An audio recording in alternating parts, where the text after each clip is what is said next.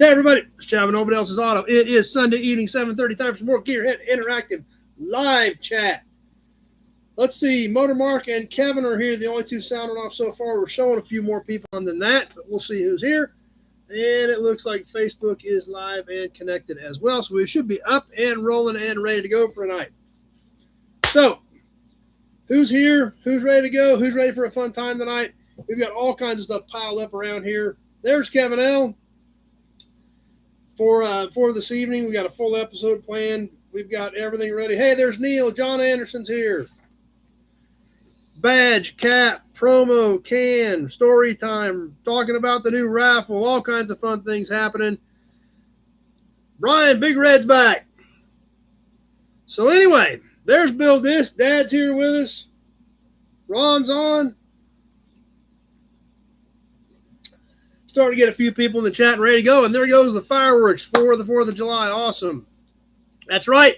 It's Cool Chad, not Uncool Chad, which would be Chad Reynolds with Bang Shift. So thanks, Neil. Glad we're all clear on that. And Reynolds knows where he stands at least, right? Bingo. Anyhow, before we get too far along into anything, as always, we'll catch a little bit of housekeeping. And we'll see how the crowd goes tonight. Autocorrect, please double check your comment before you hit send. If autocorrect changes it into something I can't understand, I will have to skip it, which does happen occasionally, but not very often. I try to catch most comments, but I do miss a few. But if I can't understand it, I have to skip it. Hey, there's Jim. Christine's with us. If you're on the Nobody Show Facebook page, please remember I cannot see those comments. This is a shared video from the Nobody Else's Auto page. You will need to be on the Nobody Else's Auto Facebook page or the Nobody Show YouTube channel to comment, participate in the auctions, etc. If you just want to hang out there and watch, you're perfectly fine. But please remember, I cannot see your comments. Occasionally, we do get trolls on here. You guys do an amazing job of making sure they know they're not welcome. I'm going to ignore them because they are trying to screw up our chat. So, ads, it is YouTube's platform. They do run ads. There isn't much we can do about it. It's their game. So, hey, there's Sean. Sanderson's here. And as always, we do have the supercharged super chat badge warmed up and ready to rock and roll for any supercharged super chats that may pop up throughout the evening. Let's get the night rolling with a Hudson badge and start working our way through. Hey, there's Austin. What we loosely consider a show that is mildly, somewhat moderately entertaining. Oh, let's see. Jeff from Ottawa's here. Big Job's on. Glad you guys are all here and ready to rock and roll tonight. So anyway, obviously, 4th of July. I hope everybody had a great weekend. Got to hang out with family and friends. Hopefully, no one has to take their shoes off to count to 10. And that everybody is still safe. So,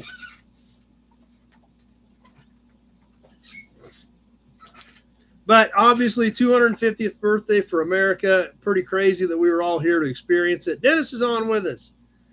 And, you know, it's really neat. And it really, I believe it's a good time to reflect back on what we've got, the freedoms that we have, the opportunities that we have because of where we live.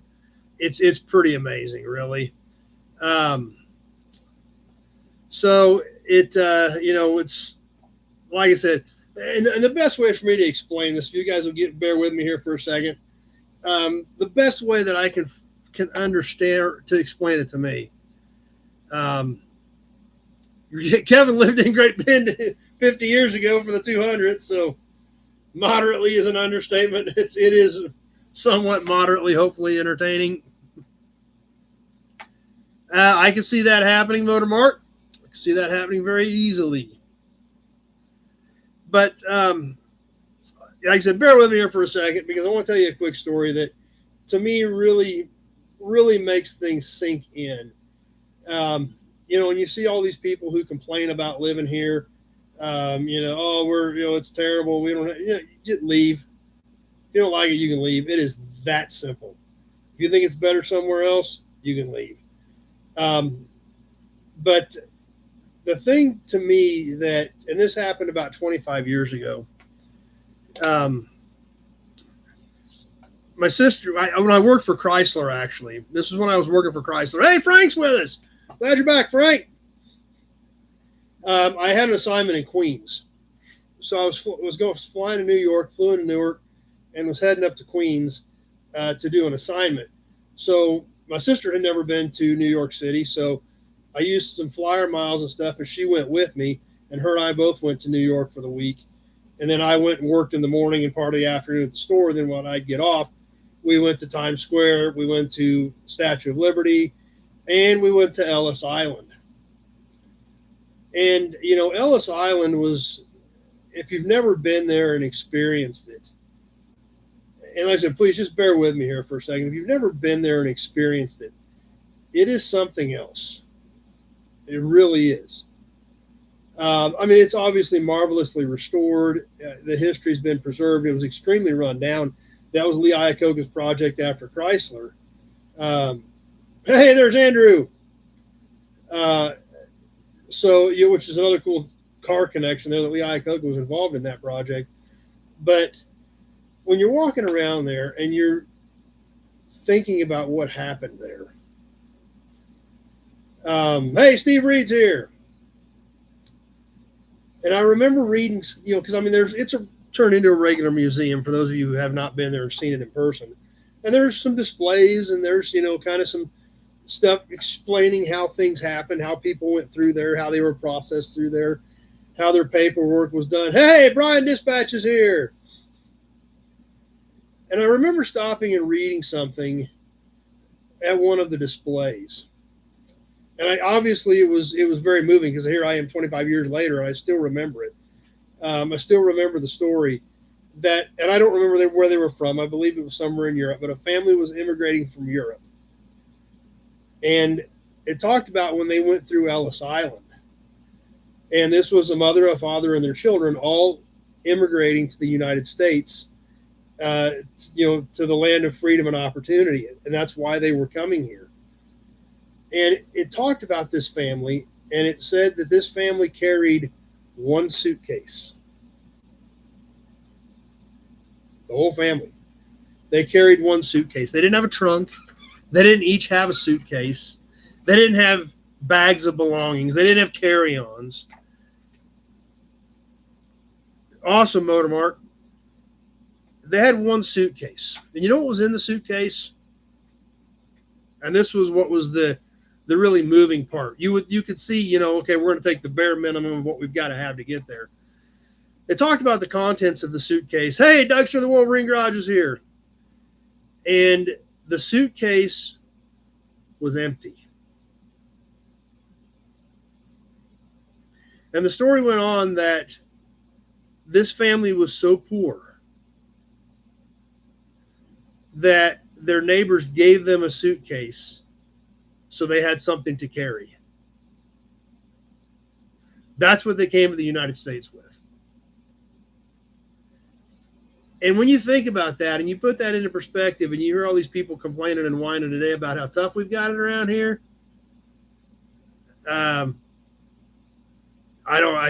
you're not gonna get any sympathy out of me. So that's something that, kind of getting off on a tangent here because it is the 4th of July weekend. But that to me is, what really hit home and really makes you think about what these people went through to get here, to come to the land of freedom and opportunity and make a life here for themselves. So, it's just crazy thinking back of my experience of going through Ellis Island and reading those stories and thinking about what those people did to get here. And then you see these people today complaining about how rough we've got it. Yeah, you got it really rough. These people came here with the clothes on their backs and made a life for themselves. So, hey, there's Buick Man. Father came to Canada with $20 and his mother sewed in the lining of his coat so he didn't lose it. Exactly. That's and where did he come from when he immigrated? But those stories are out there, and there's tons of those stories, and that's why when I see people today complaining about how rough we've got it and how oppressed we are, go to North Korea or somewhere and complain to the government. See how that works out for you. And that's the amazing part about it, is these people that are complaining and protesting don't even grasp the concept that what they're doing is something they have the right to do because of where they live. So, it's just insane that, we hear these people complaining and whining about it. And, enlisted in the Civil War. Wow. Came from Canada at 18 and enlisted in the Civil War. Frederico from Argentina with us on Facebook. Bodine's here. So anyway, exactly, big job. So like I said, I'm kind of getting off on a little bit of a tangent here, but we really need to appreciate and understand what we experienced this weekend, why we were able to experience what we experienced this weekend. And he came from Austria. Wow. Came as soon as he was old enough to immigrate, he came. That's how important it was to get to the United States for these people. Hey, there's David D. And 11 years he bought a house. And I bet nobody gave it to him. I'm sure he got out there and busted his butt and worked hard. And wow, shockingly, things come together and work out when you go out and bust your butt and work hard to make things happen. What a concept. So anyway, I just wanted to take a minute and reflect about what we experienced this weekend and what we were able to experience. And when we look back at what our forefathers went through, not only to get here, but to protect the country. You look at World War I and especially World War II, and people think they got it bad today. These guys were going off to fight at 18. Came from Finland and Sweden. And that's literally, the awesome part of where we live is the United States is a melting pot for that. Other great-great-grandfather was a lieutenant in Napoleon's army. Wow. And defected to Greenland, then to Canada, then to Michigan. Wow, Dougster, you got amazing family history. That's awesome. Frank came from 1610. Something got messed up there, Frank. I don't know if the autocorrect got you or something on that. But, hey, there's Hubcat. Matt's here with us. But when you look back, these guys, and we talked about it on Veterans Day a little bit, but when we look at what a lot of these guys went through, you got to remember, I've ridden in a B-17 at Oshkosh when we went up for the Air Fest. I've ridden a B-17 twice. And that is a tin can. Literally a tin can. England. Okay. Yeah. The G missed it. Came from England in 1610. Holy cow. That's nutsos. USA #1 from the 51st state. That's right, Brian. Buick Man's grandpa was on one of the ships in Pearl Harbor when they got hit. Holy cow. That is crazy. And you think about what those guys went through. And, these guys are 18, 19 years old, strapping themselves into those bombers. And you're on a bomb run at 20,000 feet. And, they're tin cans. You could shoot through these things with a 22 easily. You might be able to shoot through them with a BB gun in some spots. Those things are so thin. And you've got FW-109s and even a few ME-262s at the end of the war coming at you with 50 cals. It's just nuts. So that you just wanted to take a minute and reflect and think about all this stuff. And that's another thing, Dougster. Even the people that were still Dennis rented a B-17. Yeah, so you know exactly what I'm talking about. Those things are tin cans, and they're shooting at you with 50 cals, and you could easily shoot right through one of these things with a 22 with no problem. And there's and you're trying to shoot them down with 50 cals hanging out the windows at 30 below zero. You're wearing these, wool and leather jackets that are plugged in with a heater in them. And these people are complaining about how rough we've got it around here. So, like I said, I don't have a lot of sympathy for people like that. Got shot in the lung in Germany, had to walk to the hospital, and then had to fly to England, lying in the plane's bomb drop. Yeah, that stuff happened. I've read about that, where they would hang gurneys on those so guys could lay flat. So you think about when you're 18, 19, 20 years old, and you're going to go strap yourself into a bomber and leave England and fly to Germany with flak and with fighters coming at you and hope to make it home. Okay, I guess that's one way to do it, Dougster.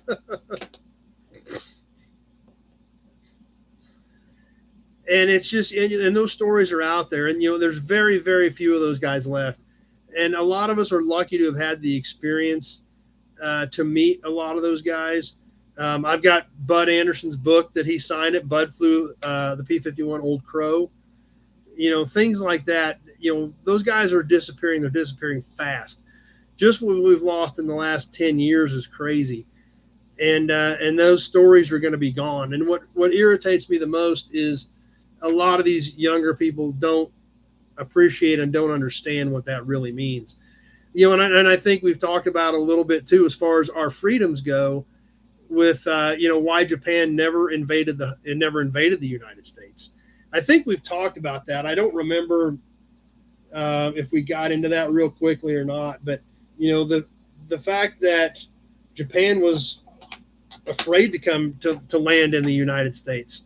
Have we touched on that before, guys? It seems like we did, because obviously that ties right to the freedoms that we have as to why Japan never invaded the United States. Obviously, they hit Pearl Harbor and weren't afraid to attack Hawaii, but they did not attack the homeland, and there was a reason for that. Probably need a Hudson badge after this. Is getting a little heavy here, but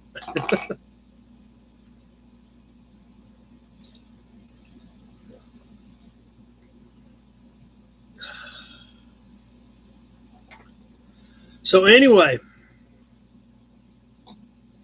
Japan invaded Alaska and didn't fare well. Sean, my father's family immigrated in 1930 from Ireland. He was 2, and at 15 lied about his age to enlist and did 42 years. I mean, look at that. Come over at 2 years old. So at 15 would have been in 43 in the height of the war, and he lied about his age to enlist to go fight. And we've got these kids today who complain about everything. David D hitting us up with the first super chat of the night. Boom! Thanks, David D. Appreciate that. Always appreciate the super chats.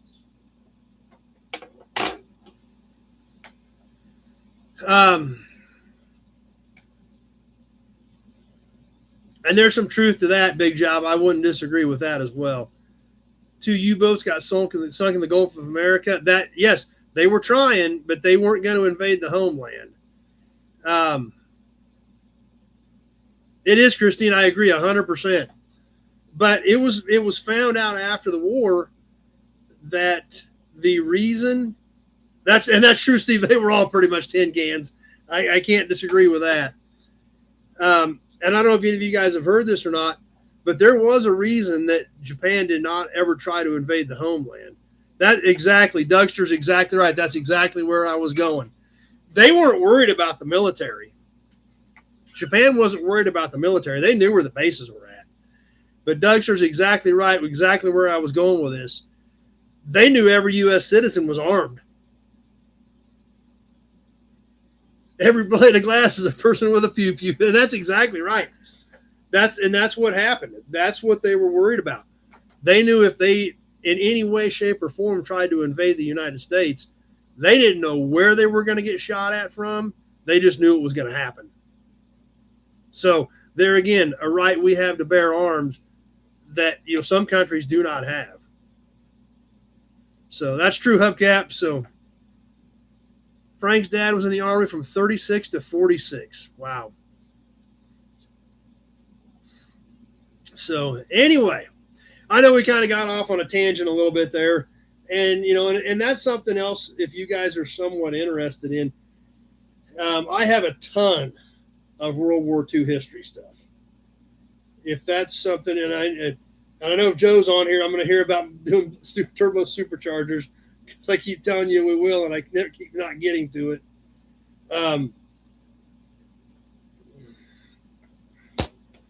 So what, if that's something you guys are interested in, we can touch on some of that stuff too. Whether we're working into some Tuesday nights, whether we work in a segment, as we're going to, like I told you, I want to start mixing segments up. We can have 20 segments and end up doing 3 or 4 of them a night. In Sweden, it's a law to have a weapon and ammo in your home. That's cool. Yeah, exactly, John. Communism was frowned upon. World War II Wednesday. Holy cow. I barely having time to squeeze Tuesdays in, much getting into another series. But like I said, as far as Sunday nights, I'm gonna gather up all the stuff, and we may not do all of it every time. But if you guys are interested in some of this World War II history, we can absolutely work some of it in as a rotating segment into Sunday night. That's up to you guys. But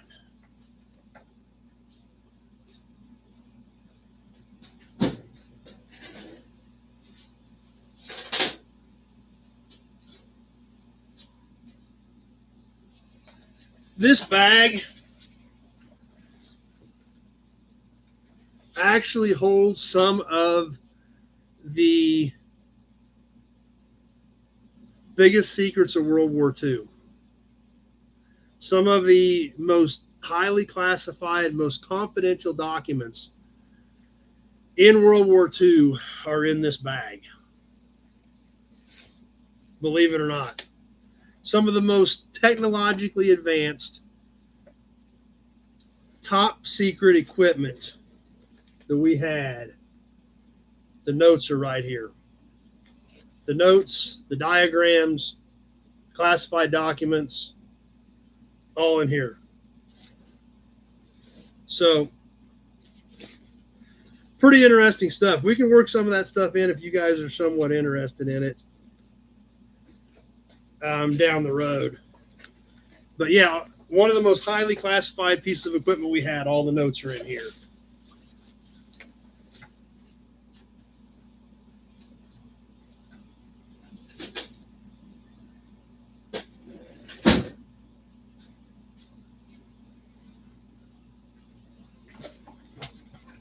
So you guys tell me if we want to do something like that. We'll start working it in. We need to move on to our chat, but really wanted to take a minute and just reflect on what we experienced this weekend.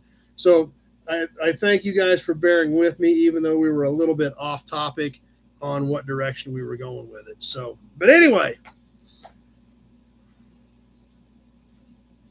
sweet hubcap, sounds cool. So anyway, let's keep moving forward.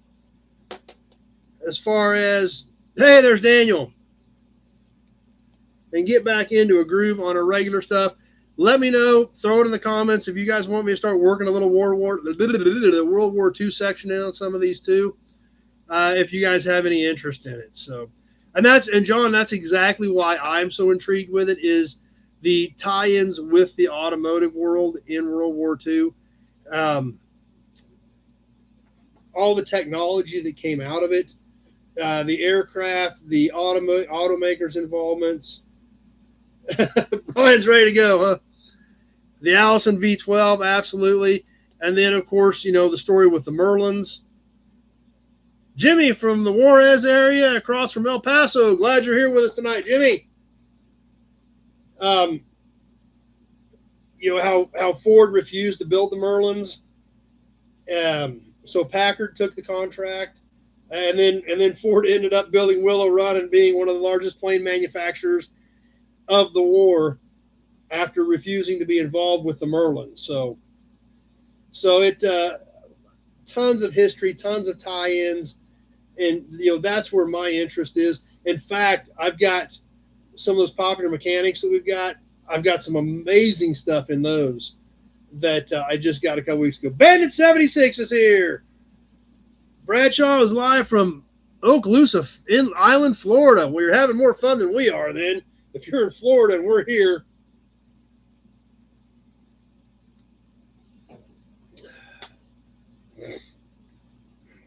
Yeah, all those guys went, back into the civilian life after World War II and created a ton of stuff. So I'll put some notes on here and we'll start mixing things up. But if you guys seem to have some interest in it, so we'll maybe just grab a World War II section and talk about it a little bit, just like we do with brochures and everything else, and just kind of keep a rolling deal. That way we don't know for sure. We'll never know what we're going to end up doing. Mortimer actually lives close to Willow Run. Cool. Hudson Badge. Anyway, what else is going on? Stopped by the body shop the other day. My 78 F250 was in the paint shop. And that's right. A lot of the welding was done by ladies. The Liberty ships were built by ladies. My aunt built Liberty ships in California. My great aunt built Liberty ships in California. So, it's just crazy. So anyway, like I said, we could go for hours on that, but we'll just start making a little section of it. And maybe as I pull out something cool, or as we find something cool from that era, we'll just work it in, because there's so many tie-ins with it that, and farmers. Yeah. I mean, it's just, everything. Anybody that was able-bodied was helping with the war effort, which is even crazier because with today's division we have in a lot of things, and a lot of people crying and whining about how rough they got it. Back then, it was all for one for all. Everybody helped. Hey, Sean hitting us up with another supercharged super chat of the night. Boom. Thanks, Sean, for hooking us up with supercharged super chat number 2.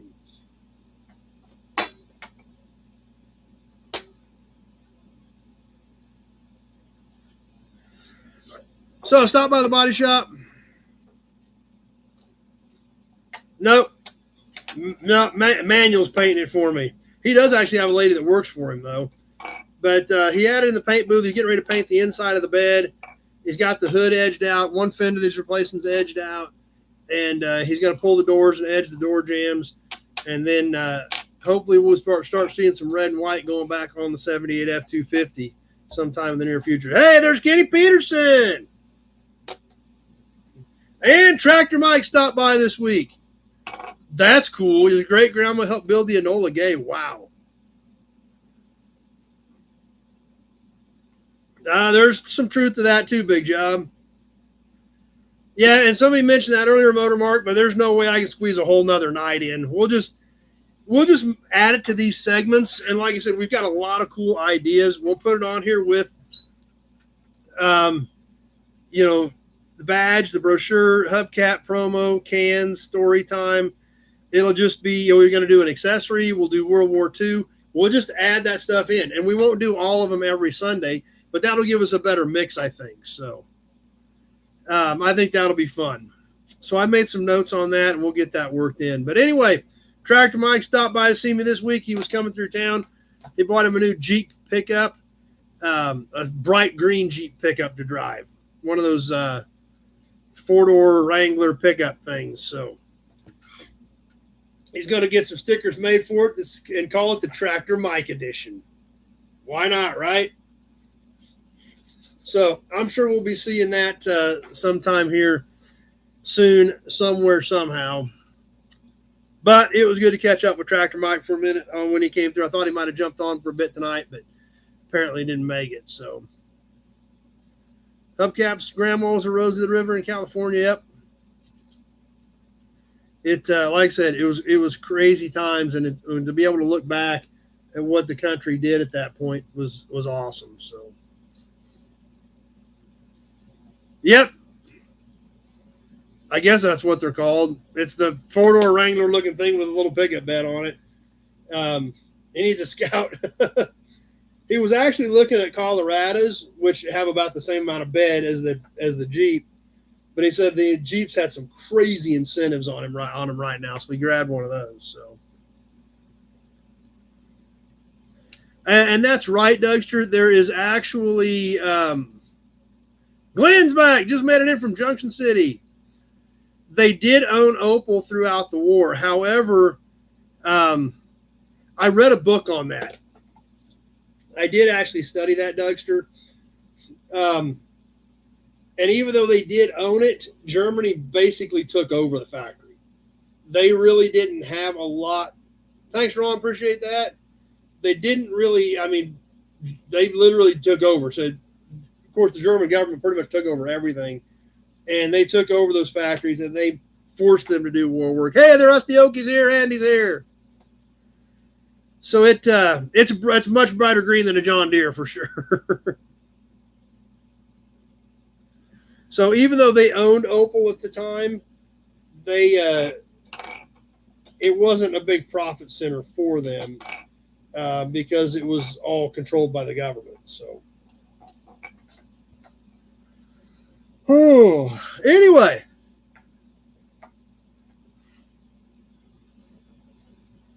That's cool, Kevin.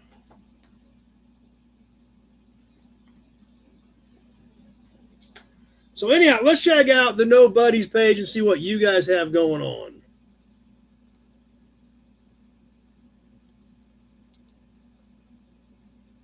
Hey, Nathan's Mopar Garage stopping by. Cream City Pete got the Chevy out of the garage. Tim B adding more oil bottles in. There's Andy right there doing a burnout. Buick Man out at the car shows. Those are some pretty sweet plugs. If you guys didn't see the plugs that Jim Petty posted, you got to check those out. And Sanders and Decker dolled up the old 49 Ford for Independence Day. Matt doing some more amazing artwork. Yeah, so guys, check this out. If you're not on the Nobody's page on Facebook, get over there, check it out, jump on there, answer the questions. Andy or Zach, one of them will get you into the group. They take care of that. I don't manage it. 135 people in that group. That's crazy. But glad you're all there. The Packard is one of 6 left. So be sure to go on and check out the pictures of Buick Man has posted at the car shows on the Nobody's page. And like I said, there's a couple basic questions. If you have trouble with them, jump back on. We'll get you in the group. Make sure Andy or Zach will get you approved so you can start posting your projects and your activities and everything that you guys have going on. Hey, Big Rig Brett with us on Facebook and YouTube. You're on both, but you're everywhere, Brett.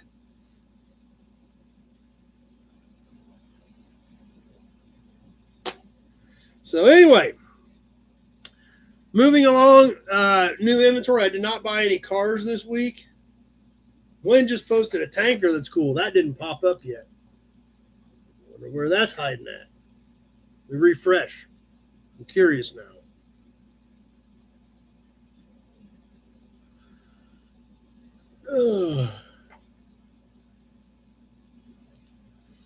Well, come on. Maybe. Here we go. Oh, there it is. That is pretty cool, Glenn. Austin. Got some Nobody merchandise, but something seems off. Okay. Where's that shop at, Austin?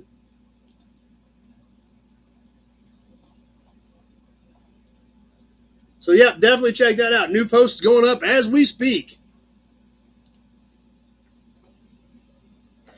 So, even though I didn't pick up any cars this week, I did buy something super cool.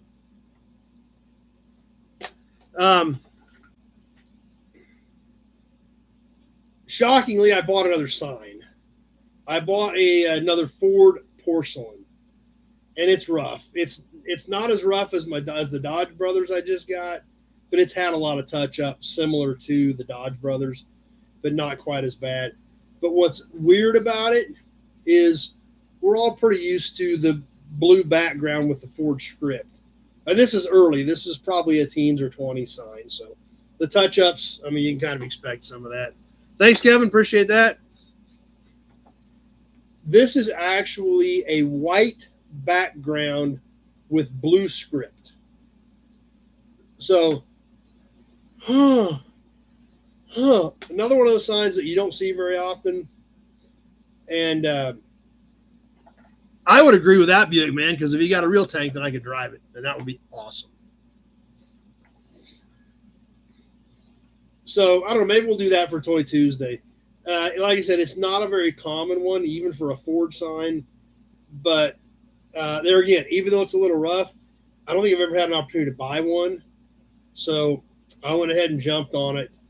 And it wasn't cheap, even considering its condition. But there again, one of those deals you don't have an opportunity to buy that sign very often, so I grabbed it.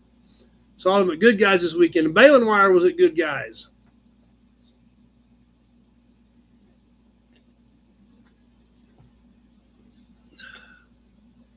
Balin Wire haven't been on with us in the last couple of weeks that much. So Mike said maybe we'll squeeze that in Tuesday night, but it's kind of a cool piece. Oh.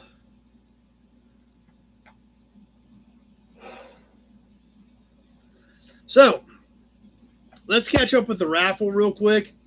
David D, our big winner last week. I have not shipped that yet, David D. I've got it in a box. I just haven't got it out yet. So it'll be coming at you here pretty quick. We did have some entries right away for the Sinclair sign. This is a real deal Sinclair porcelain pump plate, courtesy of Steve Trendy. Haven't seen Steve jump on tonight. That's right, Austin. Can't forget about copper wire either. So this month's raffle prize, the Sinclair porcelain pump plate. Sean and Christine and Motor Mark all in, or Motor Mark won his entries, but Sean and Christine are in as of right now, and I'm sure we will have some more this week. When are we going to give this away? The 31st is on a Friday.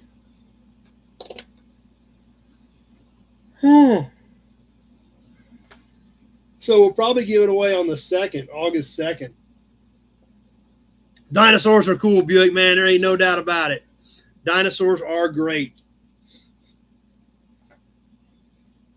So, the 2nd of August, we will give that away, and then we will announce the new raffle. I have some ideas. In fact, when I bought this Ford sign, I bought this super killer counter display piece. And I was like, well, maybe I can raffle this and at least kind of help soften the blow of the Ford sign. But then I polished it last night, and this thing is a knockout. I don't think it's NOS, but it's pretty close. It was never used very hard. It's just a cute little counter display. Perfect, John. I'll double check that, make sure I got that. I think. Because that was I printed that Monday morning first thing, and I think yours was like Tuesday or something. So yeah, that's probably why it's not in there. But I'll double check, make sure I get that in there, John. So anyway, we'll see what happens for next month's raffle. I've got some cool stuff laying around, but I got this other piece, and I was like, this will be a good raffle piece till I cleaned it up. Now I'm really, really on the fence about it because, man, this thing is nice. So we'll see what happens. But regardless, we got some more super cool stuff coming up for the raffle. Yeah, I know, Brett. David D's probably waiting for another valve cover. I think, didn't you got the 312 valve cover, I believe, also, David D, correct? Earlier this year.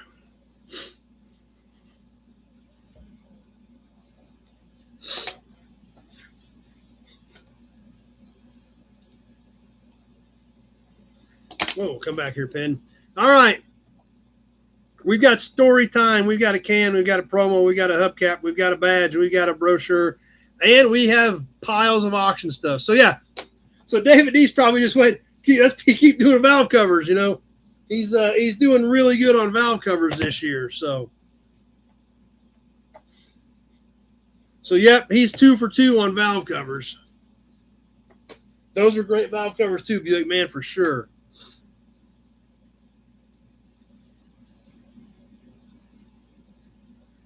I didn't want money, but they insisted on something, so I asked about the Sinclair gas pump sign. Okay? So anyway, like I mentioned in the post I threw up, I did do some cleaning in the shop this week, and I just kept piling stuff in there. So these boxes are jam-packed. So you guys let me know when you're ready to go to do some auction stuff. We'll kind of work into some of that too. Because I found like a couple more handfuls of grease caps. We haven't done any grease caps in a while. We got 3 or 4 grease caps to sell now. Hubcaps, plates, badges, licenses, all kinds of cool stuff. So 50 laps to go at Chicago with Denny Hamlin leading. That's mentioning the word is almost like unleashing the hounds, isn't it? Hey, there's Mark Kurt. So, do we want to roll into auctions now? Start moving these piles over here and then catch story time right after that, maybe? Everybody good for that?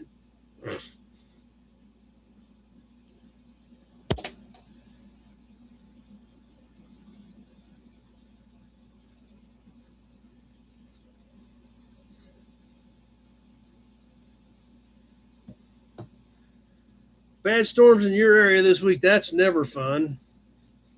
Let's do it. All right. If you guys are ready to just roll into auctions now, I'll start shifting the piles over this way.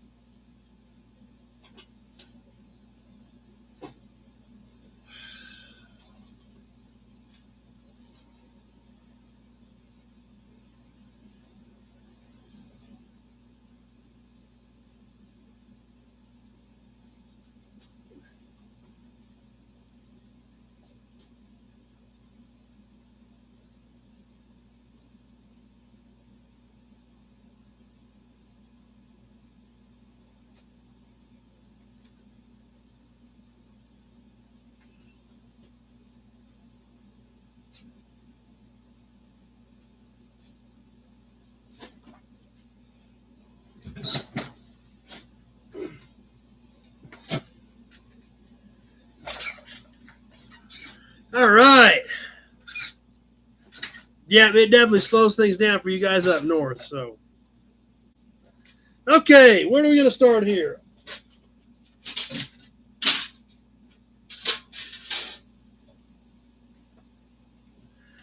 As always, we'll go through kind of our normal routine. We're going to go 90 seconds on these auctions. I'll hold up a piece. We'll talk about it. We'll point out any damage. We may talk about that car a little bit. If I can find my tape measure, we may give you dimensions on some of it. As we're discussing it, if you're interested in that piece, go ahead and throw a bid in out there so I know we've got some interest. And I will hit a timer. What do I do to my timer? Here we go. We're still going. I'll tell you when 30 seconds has passed. I'll tell you when 90 seconds or 60 seconds has passed. And when my phone says 130, I will announce the winner based on what I see on my screens, YouTube and Facebook. Got them both right here. Keeping an eye on both of them at all times because we do occasionally have some Facebook bidders that jump in here as well. So want to keep those guys in the loop and ready to go. So we'll go ahead and start working our way through some of this stuff tonight. We'll have a Hudson badge to get started. Might want to go ahead and hit refresh. Make sure you are current in the chat. So that everybody is caught up to speed. Everybody does have a delay, remember. So go ahead and hit that refresh button so you're locked in and ready to go for tonight's auctions. And unless otherwise noted, shipping will be included in the 48 states. If you're a non-U.S. buyer and you want to play, that's perfectly fine. You just will have to get me paid in U.S. funds, as well as cover non-U.S. shipping, and I don't care if you wait till you get a few pieces put together to do that. It can be done. It's a little bit of work, but it can be done. We've done it in the past, so we know we can make it happen. Just takes a little extra effort. And with that, if we're ready to rock and roll, we'll go ahead and get started with a few pieces here. We did a couple of these last week. You're going to see some more awesome ones coming up in some of our World War II sections. And these are actually, two of these are, well, one of these is World War II. But I've got three more of these little magazines. These are Science and Mechanics from the 40s.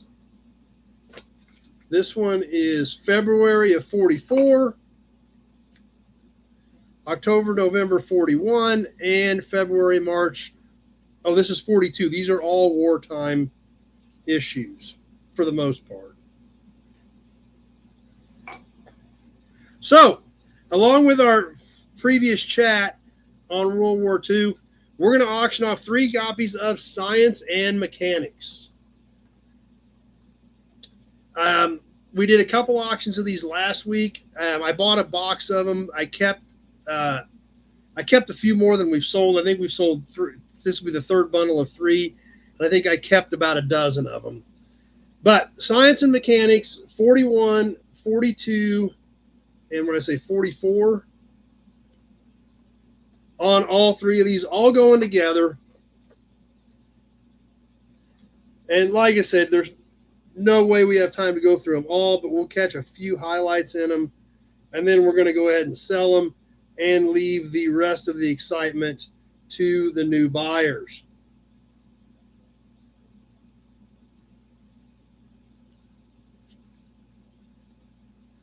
Yeah, there's some pretty cool stuff in here. Lots of old ads. They do have a ton of ads in these, which in today's world is cool. Now's the time to learn aircraft drafting.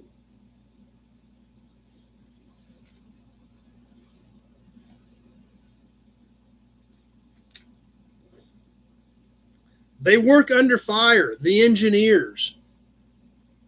The guys going in building landing strips, building bridges. Look at that bridge, getting tanks across that thing.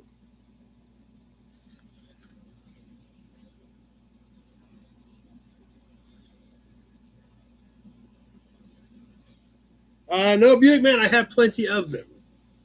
So anyway, there's that one. What's in this one that's super real quick here?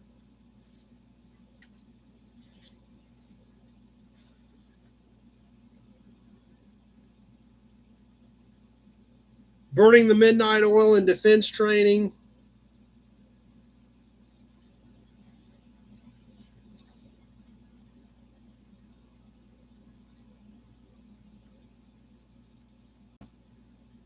Say hi to Miles. And like we were just talking about earlier, what these factories converted to for war production, making howitzers on machines for building electric motors. There you go, Sean. Good attitude. Oreo. Holy cow. There's tank talk. Okay, there's cool stuff in here. What is that?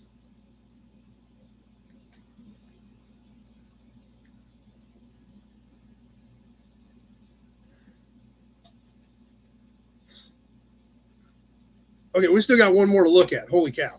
Let's look at this one real quick, and then we got to sell these, and we got to keep moving. Or we're going to be in these things all night. Plastics training for victory.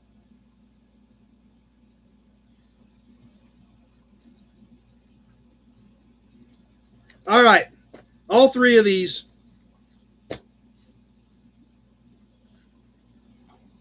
Science and Mechanics from the wartime. Lots of hearts going up, but no bids. And here we go. We're on the timer. 10 with Kevin.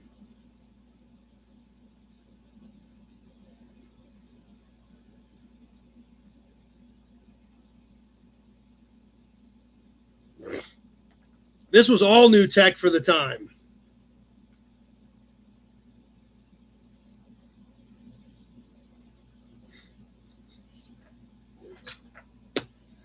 $30 seconds gone.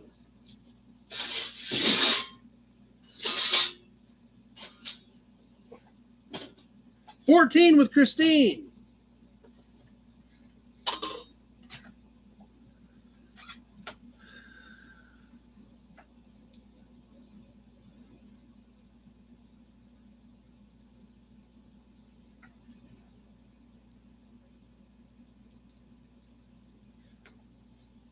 One minute gone.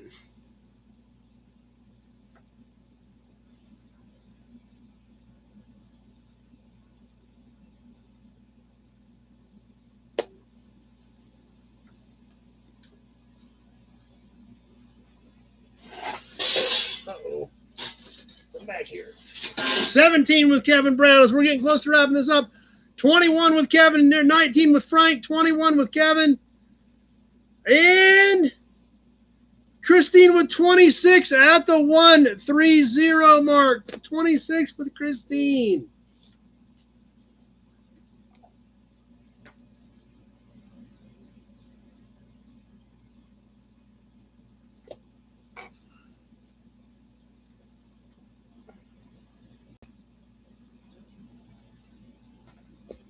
Cool pieces. Let's slide a plate in here. This is kind of an older, rougher plate, but there again, it's a different state, so it's kind of fun. So let's slide this plate in. Kind of, we got some cool stuff in here, man. I'm gonna get some of this other stuff. What do we got? What a mess.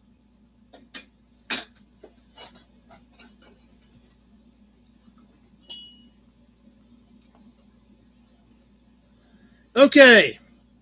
Let's catch a plate real quick. There again, different state, a little bit rougher, but considering it's from the Rust Belt and it's still intact and it's 75 years old, we'll take that as a win. Let's go up north to Ohio for 1951. Surface rust on this, but it's really amazingly solid. Backside's intact. Still has decent white on the letters. It is right at 12 inches by just under 6. So pretty much a standardized plate compared to what we're used to today. And let's go ahead and roll with it.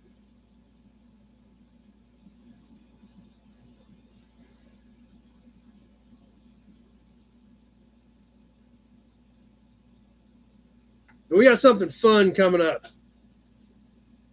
Kind of funky after this. Nobody wants to, no Ohio plate collectors out there? 10 with David D. 18 with Hubcap. 30 seconds gone.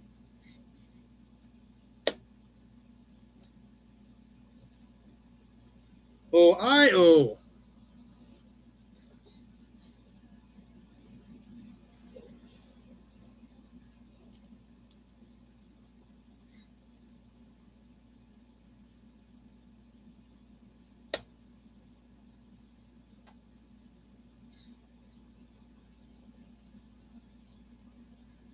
One minute gone, 30 seconds left to go. I've got Hubcap at 18.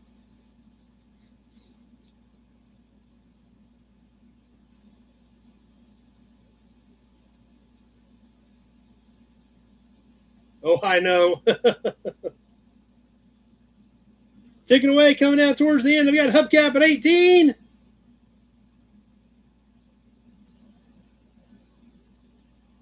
$22 with Big Job. And that does it. 22 with Big Job.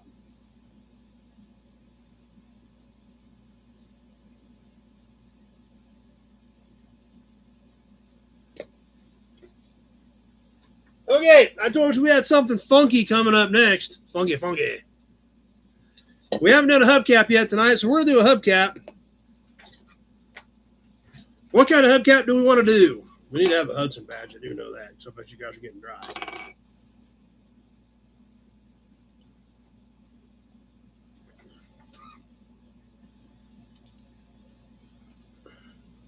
This hubcap is for a whatchamacallit. I have no idea. I think it's supposed to be Chevrolet, but it's kind of like Chevrolet.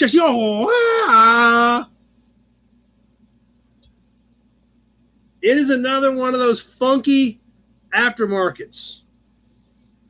And this is exactly what it says. So take a minute and check this one out, guys. That's what makes these things so funny and funky. This is clearly a C. This, I think, is supposed to be an H. And I'm guessing that would be an R, an E. And you could kind of, if you put a tail on that, make a V out of that. Because of the CH, and then I think this is supposed to be an E, I'm guessing Chevy. Because obviously that wouldn't be an R for Chrysler. You got me, Buick, man. So this is an old Western Auto, kind of, sort of, maybe going round and round at 60 miles an hour. Couldn't tell the difference. There you go, hubcap. I think that's exactly what it says.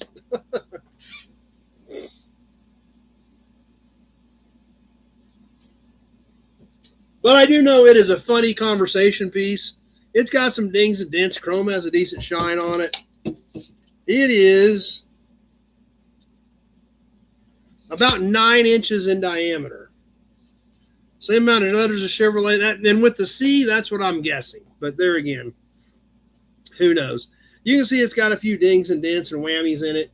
But overall, it's just kind of a funky conversation piece. So, any interest in it with you guys for your man cave that nobody would know what it was? Or you could always repaint all these hash marks and make it look like something. So, yeah, it's different. I don't know if you guys would be interested in it or not, but I don't see any bids yet. So if there's no bids on it, then we'll just chuck her back in a box and do something different with it. But, oh, Kevin's going to hit it at 10. I guess we'll go ahead and roll with it then. There's at least a little bit of interest in it. We'll see what happens. Christine at 12.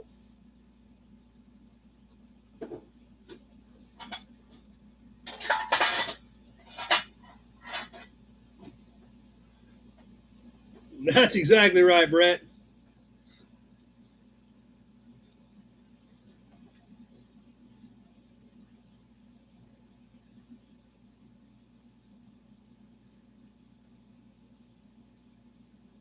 $30 seconds gone. Christine at 12.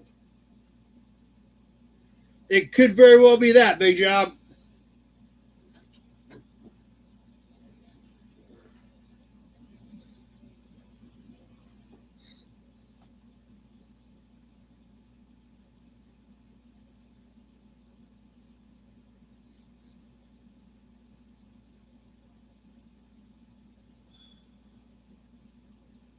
One minute gone. 30 seconds left to go.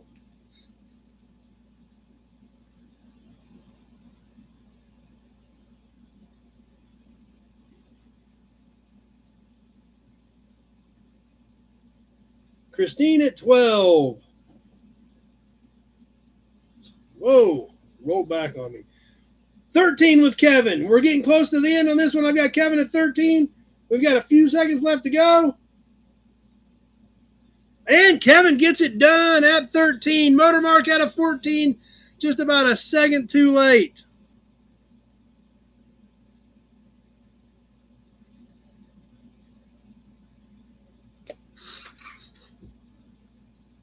It is that, Buick, man.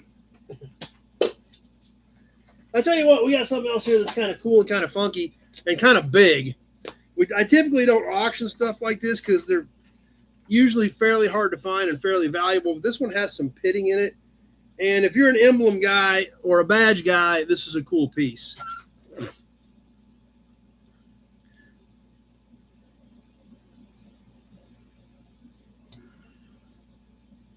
So what we've got next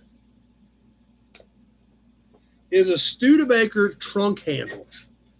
I don't know, this is like late 40s, I think. Maybe 51 or 50, maybe 52, but maybe it's 52. But it's a statement piece. Check this bad boy out. How's that for an emblem? Studebaker. This is pop metal. Like you can see, it does have some pitting in it. This actually is the trunk handle. Still some dirt hiding in there. This is where the key went. Still has a little cover.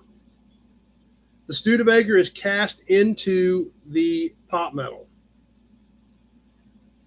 Back of it's intact. This actually is where the trunk light or the tag light would have gone. Almost as big as your Buick. Yeah. Let me get my dirt cleaned off here, and then we'll give you some dimensions.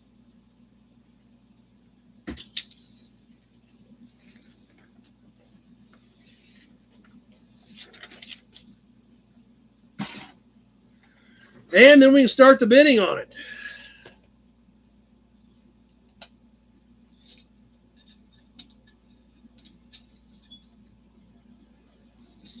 It is 16.5 inches long.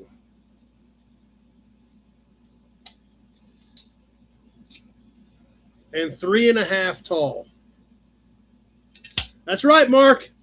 You're an emblem guy. Here you go. Here's your opportunity for a big Studebaker.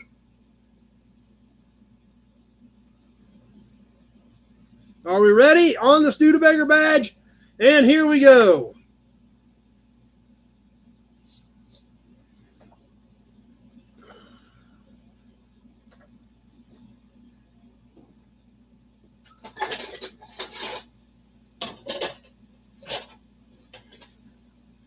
$15, $20, $12, $20 with John Anderson, $22 with Hubcap, $25 with David D. 30 seconds gone.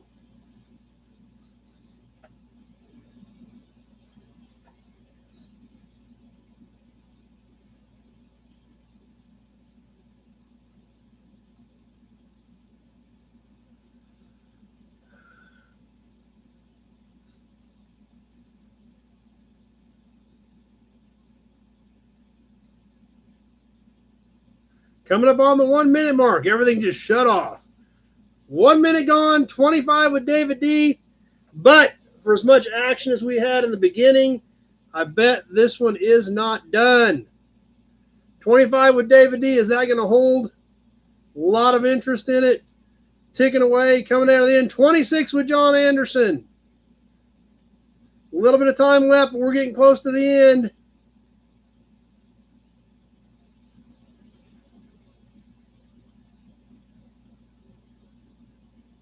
And that does it, John, at 26.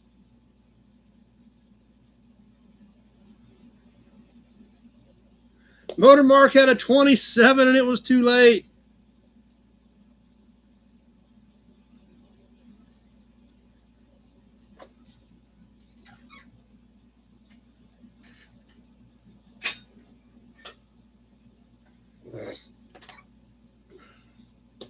All right, guys, I promised you some grease caps.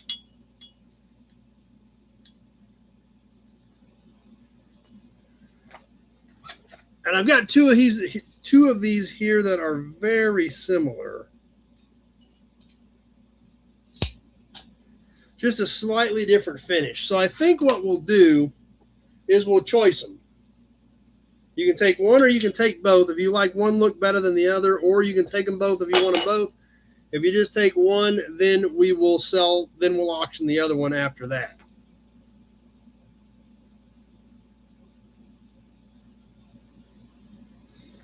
Let me see. I'm going to put a number on them so that we know which is which.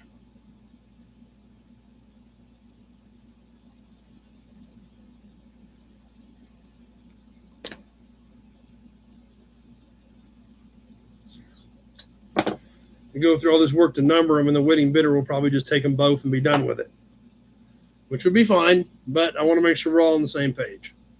Okay. Grease caps. We haven't done it in a while. Let's get a set in there.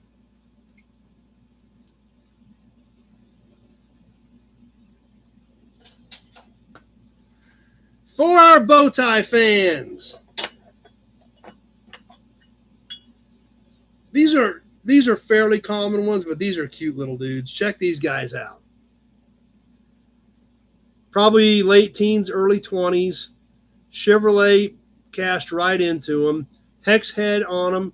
Internal threads like all these grease caps are. I already told them we'd do them separate, so that's how we'll do it. I did mark them cap number 1 and cap number 2. Cap number 1 has a little more gold showing and not quite as much texture in here around the bow tie. Has kind of a gash in it right here. Cap number 2 has a little bit more texturing in here in this area. And the shiver is still clear, but not quite as prominent on the other one. And other than that, looks pretty similar. The back side of these caps, diameter-wise, to give you an idea on size, about 2 3/8 across the back.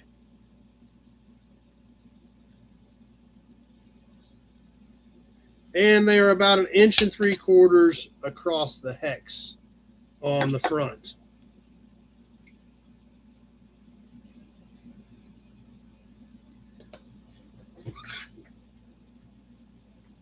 So anyway, here we go on the pair or on your choice of Chevy grease caps.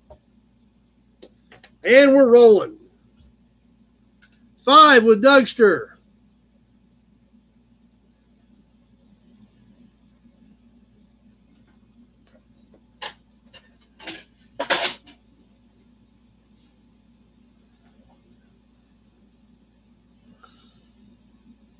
Nine with Mark Kirk. 10 with Dougster. 30 seconds gone.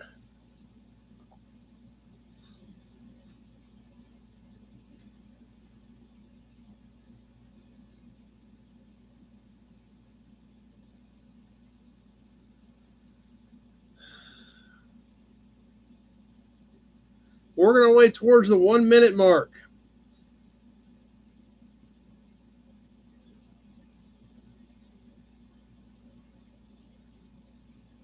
One minute gone, Dougster at 10.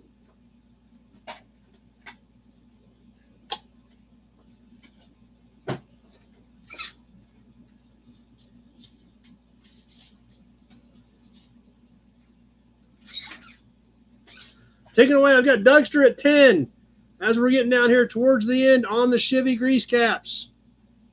13 with Dougster. Somebody's going to be out there shooting at him. Probably not a bad plan.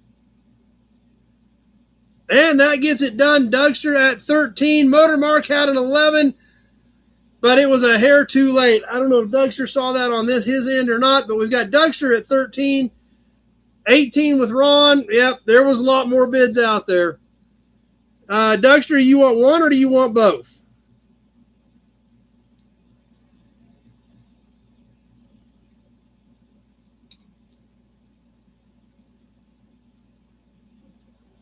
Taking the pair times 2. Just put you down for both of those. I don't blame you.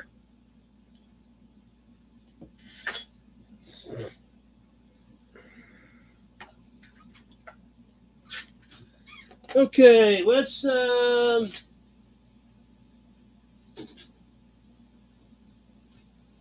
this. Go. 60 seconds live on the timer. Here we go. You're getting whatever this is.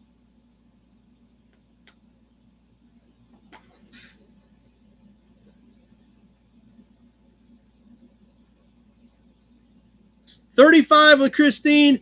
We are not messing around tonight. Hey, there's X-Ray Dean. Andy had a 17, but Christine's coming out there with the big guns. Big swing right out of the gate. We may just need to make these 30-second auctions if this is going to be the case. We could do a 30-second one. That'd be kind of funky. I just don't know how everybody's if everybody would get, if everybody, some people have a 20-second delay. I know we're coming down to the end, and Christine at 35 may have just taken care of this whole deal.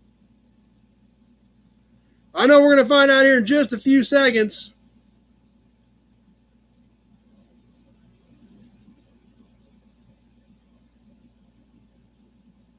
And it worked.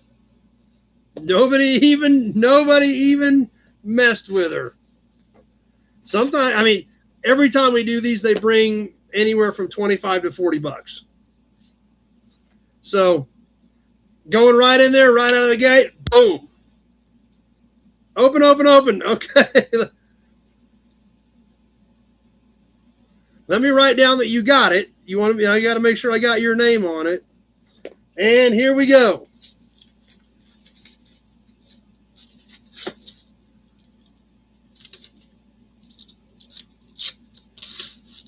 Ooh, another blue one. 51. That blue they had in 67 is just great. Man, it's fun opening these things because this thing hasn't been out of the package in 59 years. So, yes, awesome piece. Congratulations, Christine.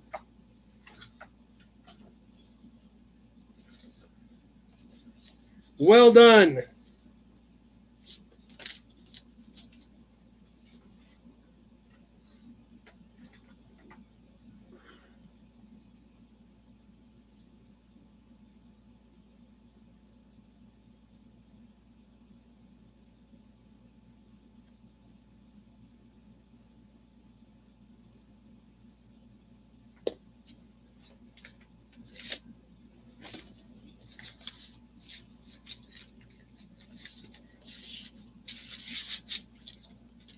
Hey, there's Wake Camp. All right, what do we want to do next? Hey, we got another cap laying here. John, you wanted another GMC piece?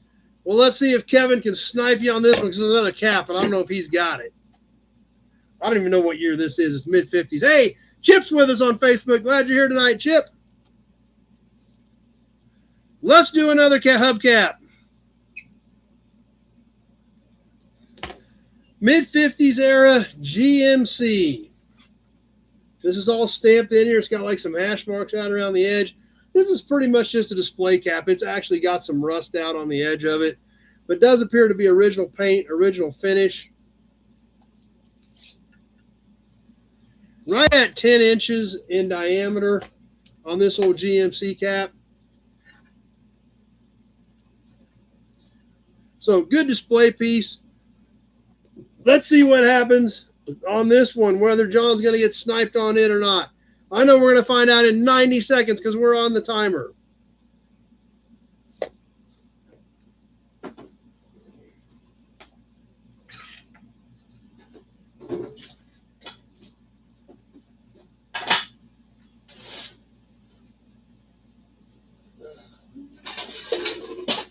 Ten with John.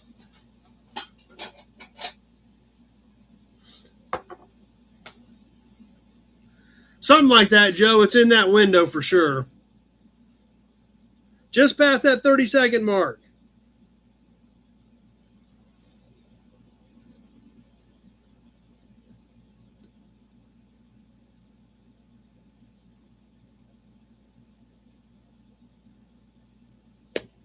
John at 10.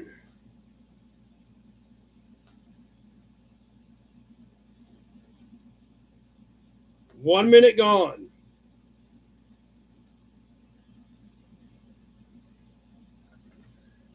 $1,511 with Kevin Brown. I'm assuming that's a typo. I don't think you want to give 1,000 or 11. There it is. 11 with Kevin Brown. 12 with John. We're coming down to the end. We're going to go $1 at a time. We've got a few seconds left. And John gets it at 12. Kevin had a 14 and it was too late. John at 12.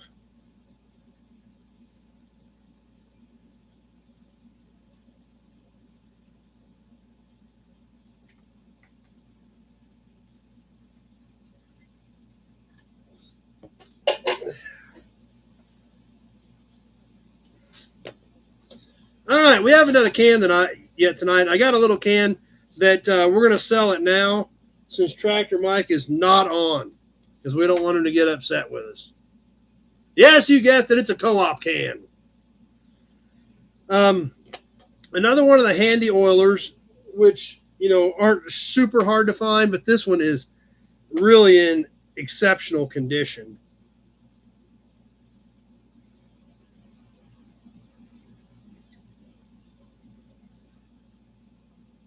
Don't see a year on it, but it is in great shape. You bet, John, no problem. Check this one out. Great colors, great condition, metal can, plastic spout, still has the little red cap on it, still screws on and off. On the Co-op handy oiler. These are cute little cans for display. And let's go ahead and get rolling on this thing. It is 10 with Kevin L. Just under 4 inches tall.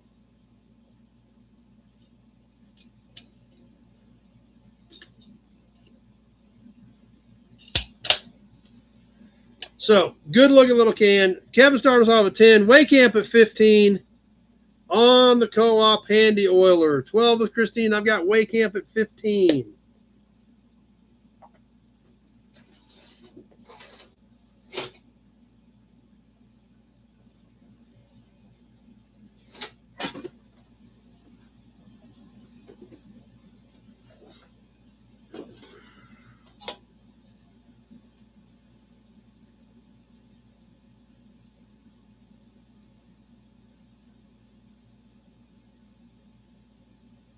Just past that 30-second mark.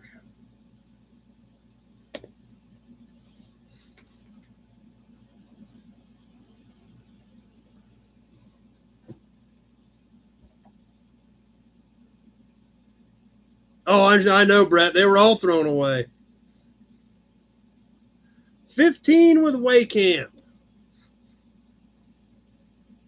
1 minute gone. 30 seconds left to go.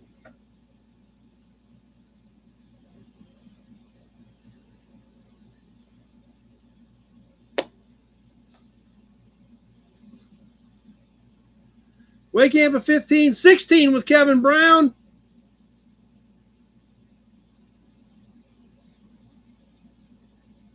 20 with Kevin L. Few seconds left. Getting ready to wrap it up. Kevin L at 20. And that gets it done. Kevin L at 20. Cute little can.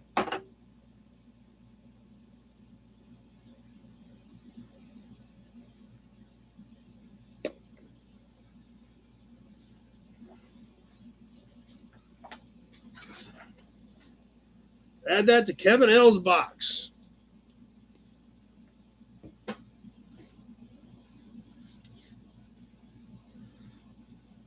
I'm going to buy it for Tractor Mike.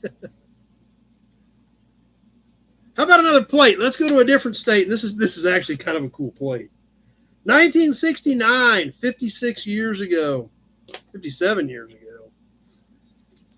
Montana, Big Sky Country. This actually has the state stamped into the plate. It's a standard size plate that they just literally stamped the shape of Montana into. The back of it was just bare metal, but you see it is all embossed. The Big Sky Country is all stamped in it. Still has a 1969 sticker on it. Was originally a 68 plate. We can tell by the back of where it was updated. Kind of an off-white and kind of an emerald green. Good-looking colors. And we've got hubcap starting us at 15 as we put it on the timer.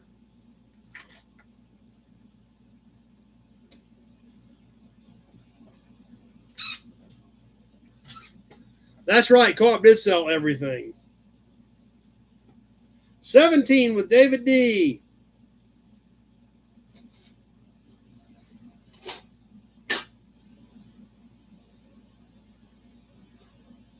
$20 with Motor Mark.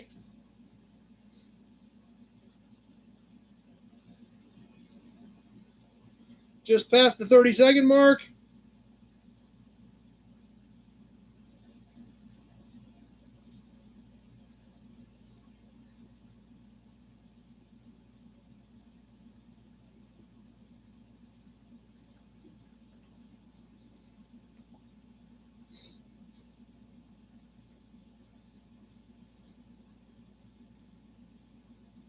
1 minute gone. Christine at 26. Big Job at 25. Just under 30 seconds to go on the Big Sky Country Plate.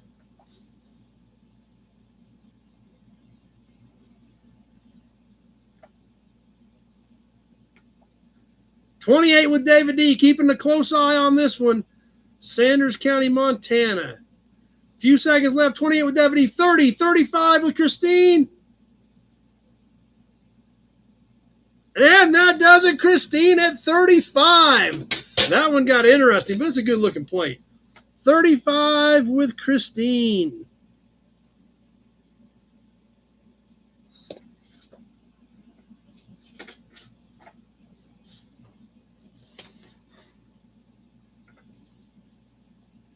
Okay, what do we want to do next? What do you guys want to do next? You got any ideas? We got a lot of cool stuff in here, but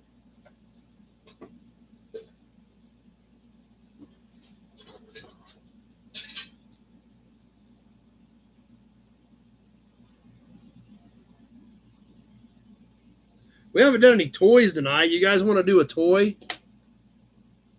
Oh, and something else too. It is just since we are in July, if you've got anything hanging prior to June, make sure you get with me. Christine, ready for a toy? Because I will be going, there's not much, but there is a few things out there hanging that is pre-May or pre-June.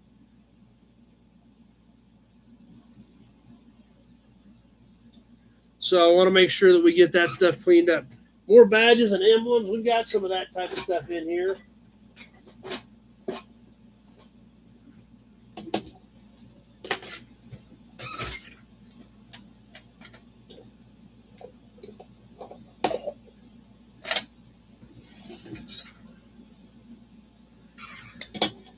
This is one of those toys I really hate to sell, but it's still pretty cool. But I've got there again with, whoa, hold up. We still good? Perfect. Big job. Glad you got your box.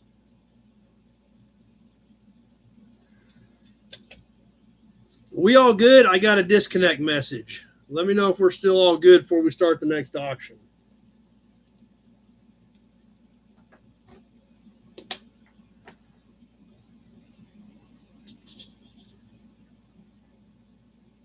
Okay, perfect. It said disconnected, then it said reconnected, and I want to make sure that before we start something off that we're all good. So this little deal here, Metal Masters, cool looking toy. But like I said, some of this stuff, I just got to thin a little bit of it down. So I guess we're going to sell it. You guys are ready for a toy. This thing is cool. It's a smaller piece similar to my Tootsies, but this is a Metal Masters company made in the USA. Hey, there's Leo on this super killer Art Deco style bus. Here we go. Check this guy out. Teardrop sweeping fenders.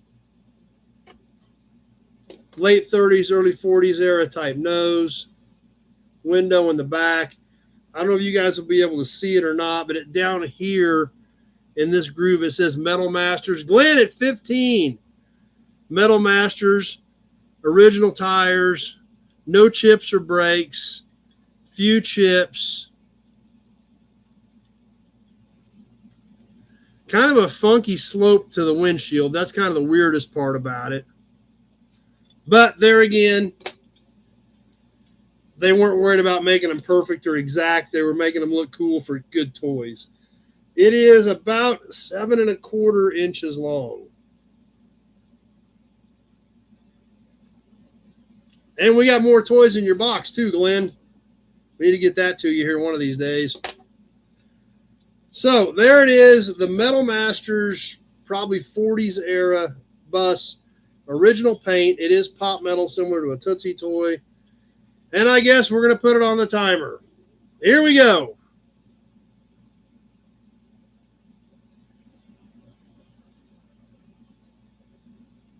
Hey, Michael Glagola's here with us.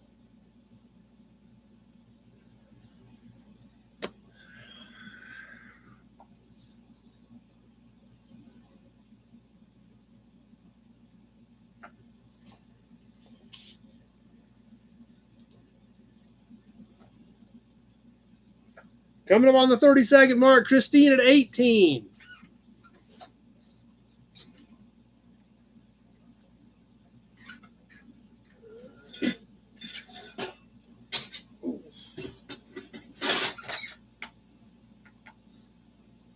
$20 with Glenn.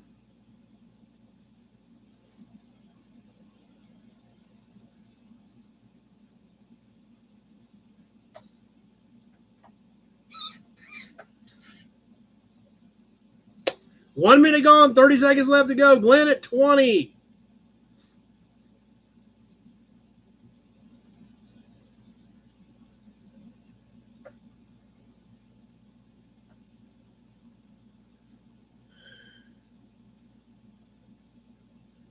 We're ticking away. We're coming down to the end. Glenn at 20. Is that all we got? A few seconds left to go. 29 was Sean. And that does it. 29 was Sean. Got that in there at about the 128 mark. That was about a perfect shot on Sean's part. 29 to Sean. That's a cool deal, though. I like me some toys.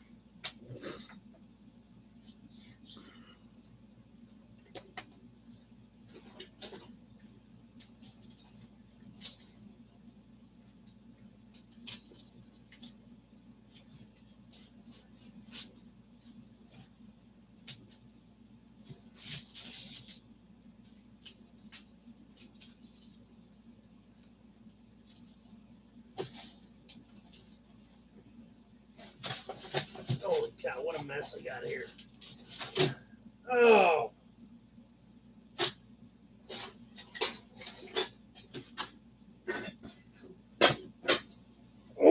Oh, man, I was leaning over on my ribs too long. Holy cow. Let me reshuffle some stuff here. Oh.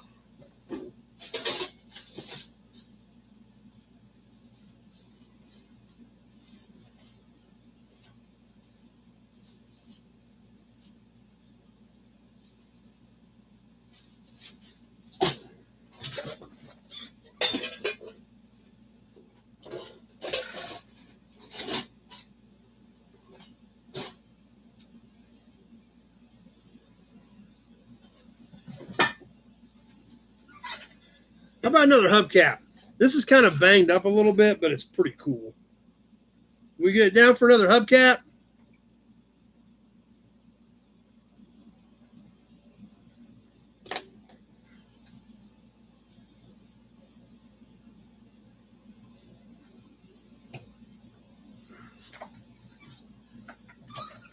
Everybody's up for a cap. This is a cool cap, but man, it's got some road rash. But you can still make it out, so that's what's important. It's around at late 30s, early 40s on this Packard. Unfortunately, it's got road rash right around the red dot. But we can still make out the Packard letters. It's still got a good shine. It's got all this embossing in it. 10 with Andy. Back is all still solid and intact. Diameter-wise, it is right at 10 inches. Right at 10 inches across. On the road rash Packard. But there again, when it's hanging up in your man cave, you're not going to be standing there staring at it like this saying, oh, it's got some road rash, because you can still read it and still see what it is. Let's go ahead and get her started. I've got Andy at 10. Sounds good, Duckster. Glad you were here. See you next week.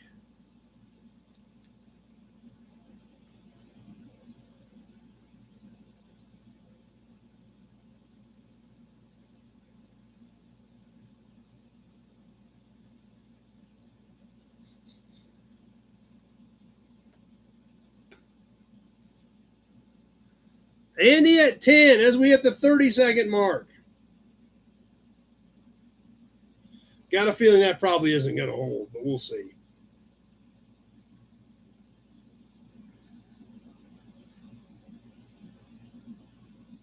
I don't know. Maybe it will. We're halfway through.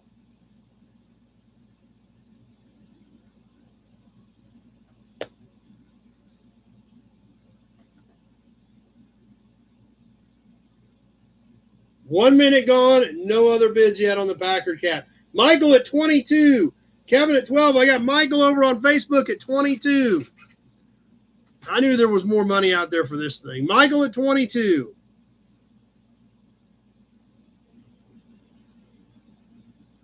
We're ticking away, coming out of the end. I've got Michael at 22.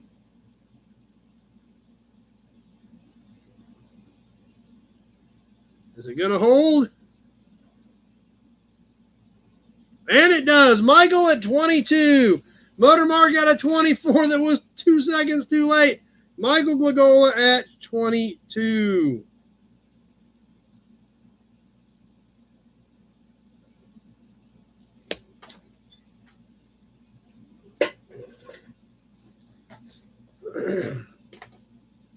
And let's do this. Go. 60 seconds. And we're going to sell this one. Then we'll see what we're going to do. 30 with Sean. Trying out just boom. Knock everybody out right out of the gate as soon as we throw them up. Is it going to work again? Tick tock, tick tock, tick tock. We're halfway through. Is it going to work for Sean again, just like it did for Christine?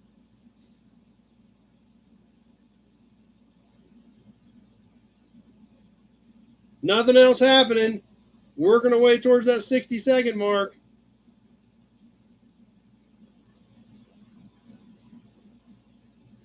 $33 with 32. I got Michael Glagola at 33.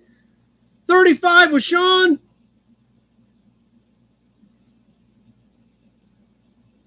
And it did it. Sean at 35. He got it at 35, but it got really interesting there for a second. Kenny, Michael, boom. Sean came right back, and that wrapped it up at 35.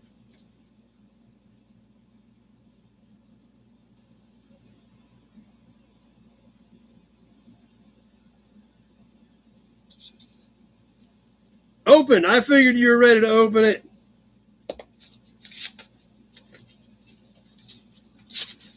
Here we go. This one's a different color. 115. Z. Z. Letter Z. 115. There again, it's just, the colors are just wow.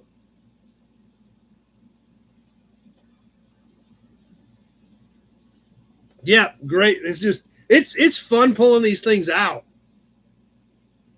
I mean, these things, you look at the detail, and I don't know if you guys are going to be able to make it out there or not, but you can see, I mean, the little stamping imperfections. There you can kind of see the stamping imperfections where it kind of stressed the metal when these things are stamped out. I mean, they're just that cherry. The runs in the paint, you see the runs in the paint right there?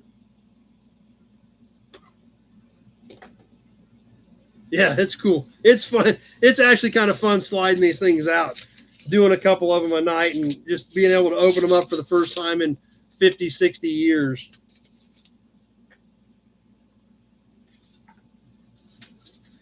All right, guys, we ready to move on? We ready to catch some story time and things like that? Or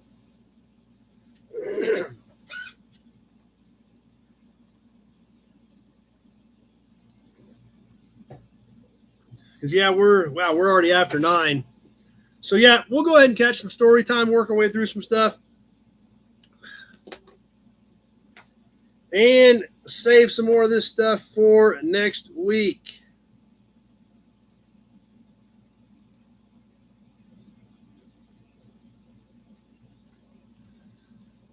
All right, yeah, let's catch some story time. We got a brochure. We got all kinds of fun stuff yet tonight, so.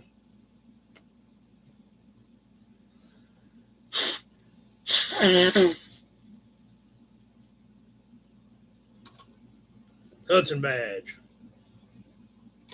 All right, let me move this stuff out of the way.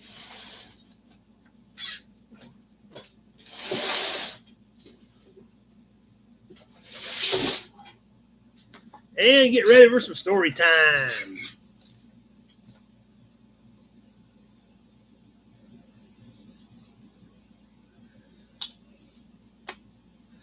This is actually a car that I do remember too.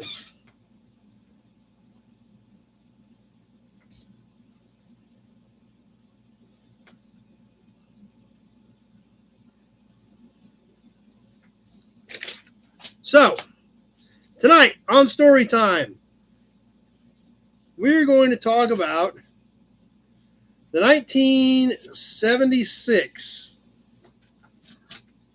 Now, we are in 1983, by the way. This was one of the cars from 1983 that Dad did, as he was doing the house as well. I actually bought it 12/28 of 82. On this 1976 98 four-door hardtop, black on black.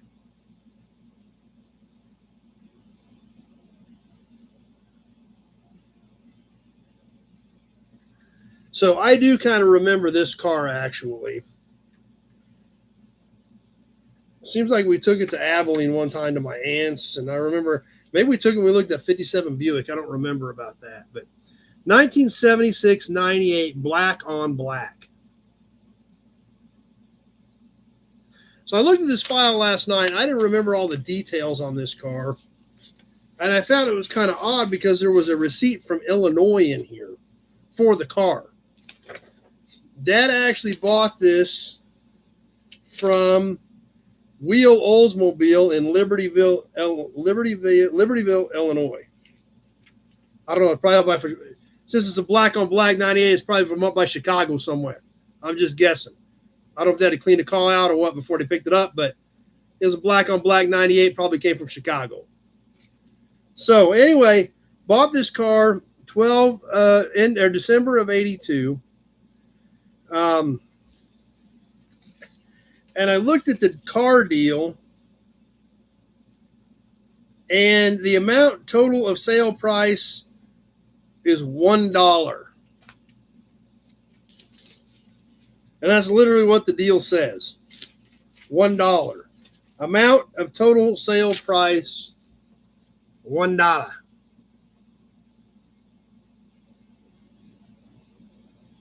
So obviously an Illinois ticket, $1 purchase price. They weren't diesel in 76. I think by 78 some of them were. So I figured there was something wrong with it. So I dug through the paperwork and I found a tow bill and a diagnostic ticket on it. So I'm sure that's what Dad did. He paid the bill on it basically and bought it. Now, this is December of 82. This is a 76 98. This car is almost 7 years old.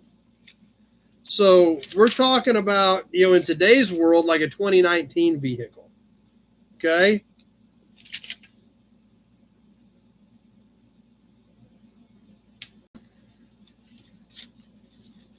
So as I started going through the tickets on this car had 50,000 miles, or no, 75,000 miles on it.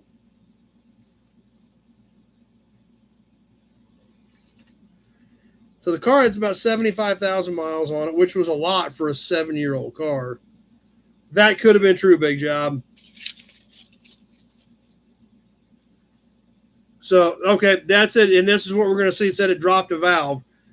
They had a record call on it, and then they pulled the heads, and it had a bad piston. So it dropped a valve, smacked the piston, and so there again, they just basically went home, traded the car off at their Oldsmobile dealer, bought a new one, and the car was they just left the car here and trading it in.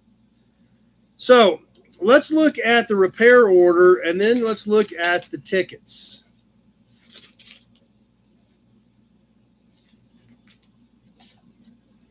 So on the repair order, the list of what Dad did to it, did a valve job, grind valves, R&R number 5 piston, 20 hours. Timing gear and chain and water pump, overhauled starter, detailed the engine, repaired the door panel, R&R speedometer, repaired 2 flat tires, body work, R&R radiator, for repairs, grills, install hood molding, headlamp bezels, clean and detail, and repair exhaust. So it must have had a little bit of front end damage as well. So it was towed in. They pulled the heads, found out it dropped a valve, broke a piston, and had the wrecker call on it. So Dad had that bill is basically what he bought the car for. And that's right, and changed the trunk carpet. So in our stack of tickets that we've got here from the repairs,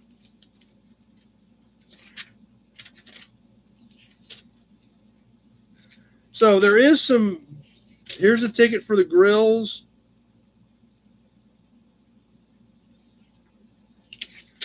So it must have had some front end damage.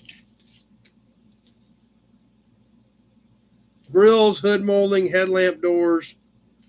So we did have some front end parts. Oh, here's where he bought the piston and then obviously had to have it pressed on and off. Here's the ticket for the piston. Press rod on and off, $2.50.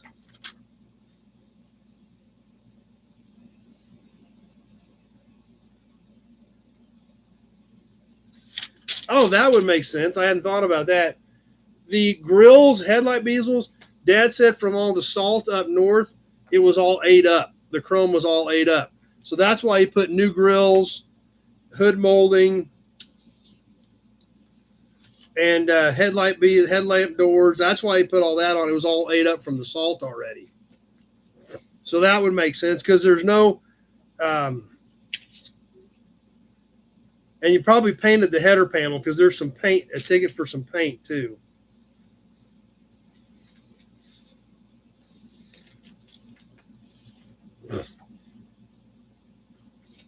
So that was why the front end was cleaned up on it. Repair radiator, $18.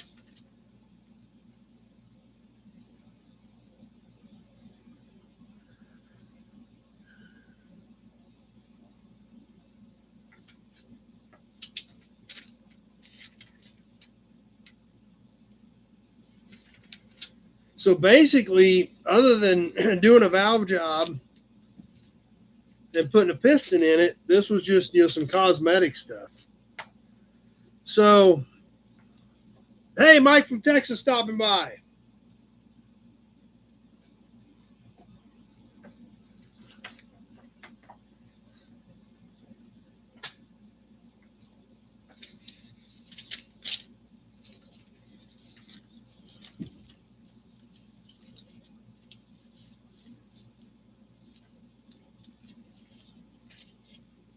Hold on just a second.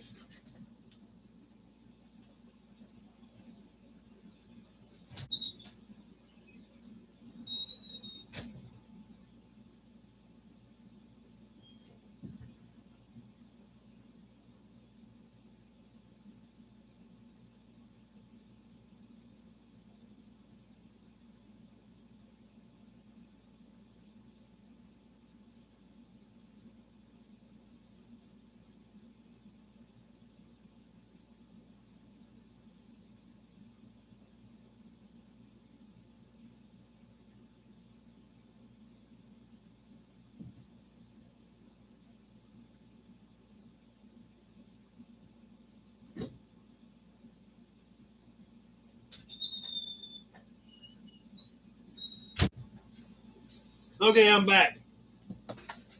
I thought I heard somebody knocking on the door, but it's people out there still shooting fireworks. So anyway, back to the 7698 at hand. Most of the expense was buying parts for the front end.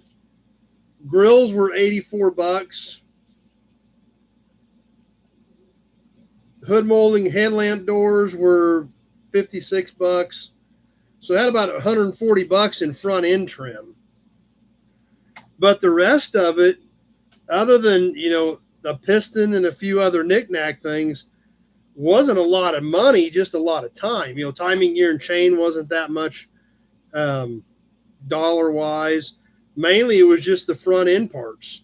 $18 to fix the radiator. So the this one did pretty well when you figure the way you got it bought.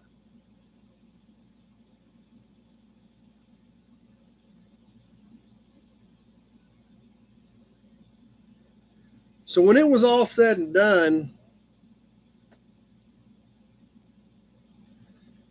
with the cost of the car and the parts and then the things that he had fixed outside, like the radiator, time was all said and done, he had $600 in his car, 60208, in a 7-year-old, 75,000-mile car. So Dad said he remembered it came out really nice. I remember this car. I'm sure we took it to see my aunt or something in Abilene. I remember driving it around some or riding around in it. And actually, he sold this car, believe it or not, to a wholesaler for $1,700. So that's that's a pretty good stroke. He had labor figured at $850 an hour, and that was, I think, the internal rate for the shop was $850 an hour. So you figure, a tech was probably making $4 or $5 an hour at that point, and this car made $1,000 in about 3 or 4 months. And he actually sold the car to John Culver. Hey, there's Scott Luft. Oh, and Culver had it sold. Now, John Culver, if you're from the Wichita area, that name may ring a bell because he now owns, or he did own, I assume he still owns, Parks Motors in Augusta and Parks Chevy in Augusta. So it was kind of odd deal. And then I actually ended up doing some work in Parks of Augusta when I worked for Chrysler. So it was kind of weird coming around full circle there, but that there again, that was in 3 months time. Now Dad had some good time in this thing. We had 20 hours in the valve job and the piston. And then of course the timing chain and water pump, that's all apart anyway, essentially at that point. So that wasn't a big deal. That was all included in that. But, other than that, once you got through that 6 or 8 hours and this other stuff, and then the front end trim and made a heck of a nice car. So, but to make there again, if you're at $5 an hour as with the techs we're making, Dad was service manager at that point, to make almost $1,100 on one car in 3 months was a pretty good shot for the time. But there again, like I said, that's how that house got built, was on stuff like this. So anyway, that's what we've got for tonight. The 1976 98 4-door hardtop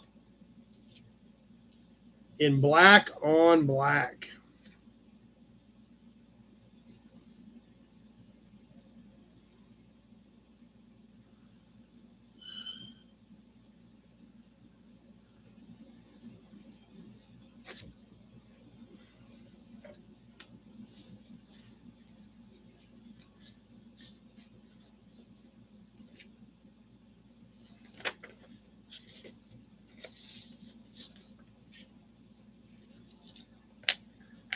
Thanks, Kevin. Glad you enjoyed it.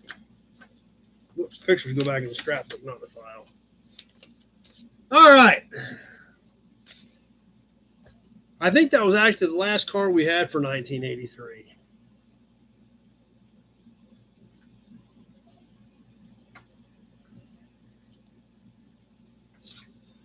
So anyway, back to our worksheet.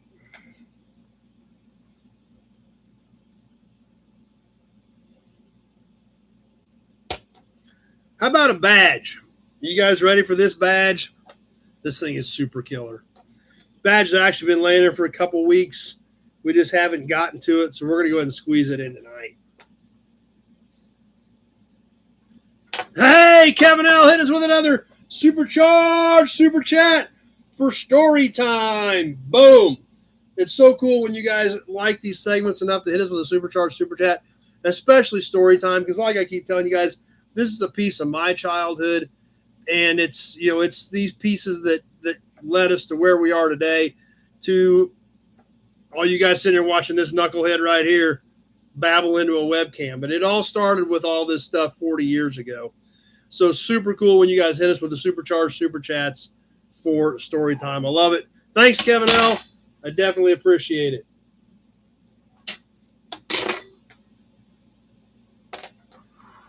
But badge time tonight comes from the mid-30s. 33 to 38.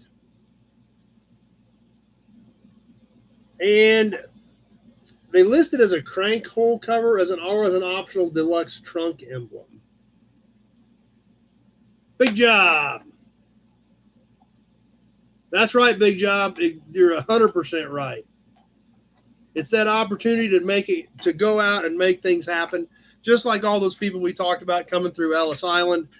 But that's exactly what we're talking about with the opportunities that are here. And we have all these people in the country today that are crying and whining that they're so oppressed and they've got it so bad. No, I don't have any sympathy for you. None whatsoever. So, but you're 100% right, Big Job, and that's what all of us do. We're all out here working. We take Sunday night off to hang out together and have a good time, but we're all out there working hard. And just like you, Big Job, if you guys aren't out there running those trucks, those roads don't get taken care of. And then you got to go home and take care of the trucks. And we're all doing that. Every one of us goes out there every day and makes something happen. And we're just fortunate that we've gotten together and we get to hang out together on Sunday night and talk about the stuff that we love. So, but anyway, on with tonight's badge.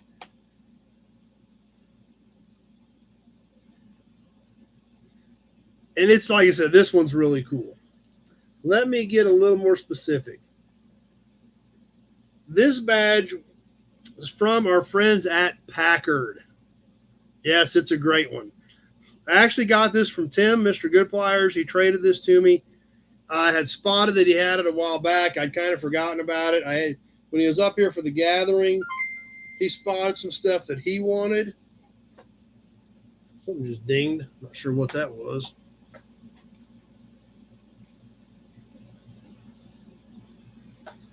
And he said, I'll go ahead and trade you that badge. So that's what we did. So tonight's badge is from a mid-30s Packard 12. The following black and red enamel Packard 12 emblem was used as a Packard 12 crank hole cover emblem from 33 to 37 and as an optional deluxe trunk emblem in 38. Great looking piece.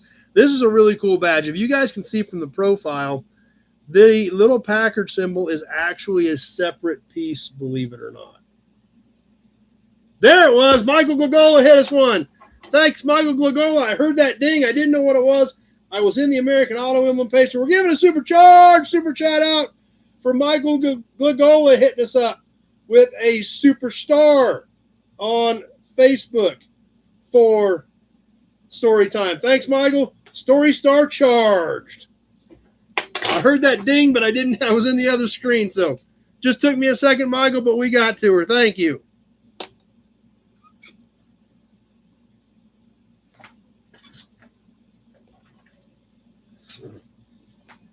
So anyway, if you can see that, where this is actually a separate piece, it has two tiny little rivets in the back holding the Packard badge onto the base.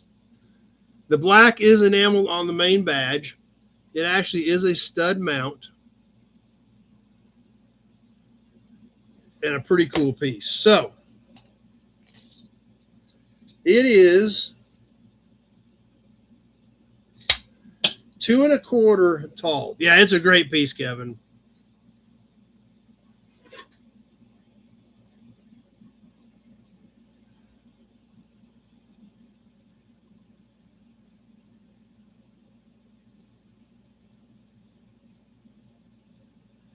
It has these little ornamentations here on the sides. Just a really cool special badge, and not one that we had. So great addition to our collection. There goes the hearts. The hearts are rolling. All kinds of things happening.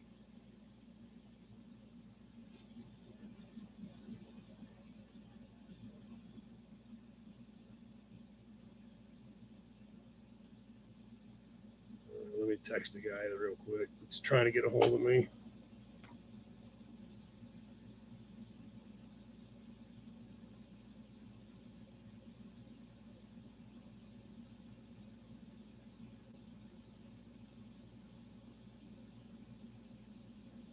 Okay. So yeah, it is a rare badge. It's a cool piece. Like I said, I'm glad Tim. I kind of forgot he had it, but he wanted to do some trading with it. I was like, yeah, there again. Sucker for badges right here, as we all know. But it's fun because we all get to share them on here and talk about them and talk about the history, and that's what makes it fun. So cool piece. Been laying here for a couple weeks. Couldn't wait to show it to you guys. Kind of like the Auburn 12 and the Packard 12. Lots of 12 cylinders.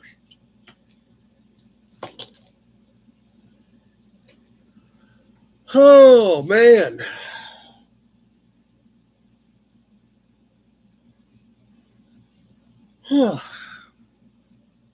That's right. It is the big badge popping up. So anyway, guys, we are 2 hours in at this point, basically. Anything? What else do you want to catch? Are you guys ready to wrap it up? Do you want to go ahead and slide the brochure in? Let's do the cap. We'll do the cap for sure. It's been laying here for a couple weeks as well.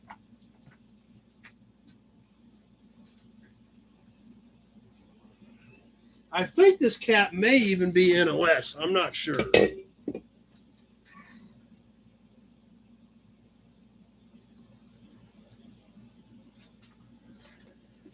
From what I can find, this is about a 1936. And we haven't had any caps like this. From Pontiac. Check this one out. It's got a few dings and scratches in it, but man, the chrome has a great shine. And look at the back. The back's really clean. This is all stamped in here. These lines, these ribs are all stamped in here. This is a chrome cap that is overlaid over a metal base, like most of these caps were. But man, this thing just really pops.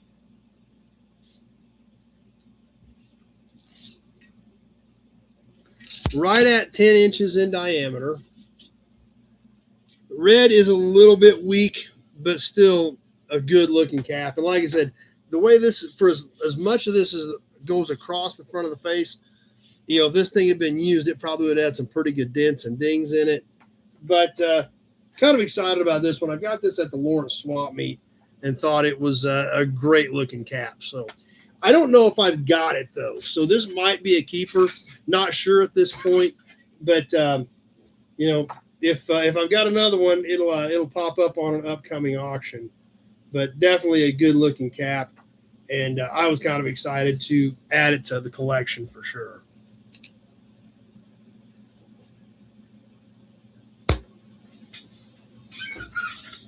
Promo. Let's catch a promo.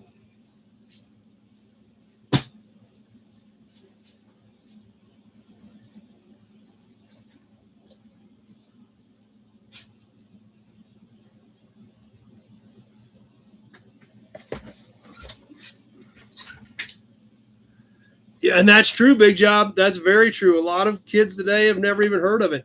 Been gone for 17 years now. Yeah, that's something that, you know, especially for me growing up on Pontiacs, don't even really think about. But yeah, you're right. A lot of kids, that's not even in the realm of what to even think about anymore. They just don't exist. So that's right, Mark. Obviously, you know, I agree with that because I've got a bunch of them. Mark out there hiding on us tonight. Tonight's promo.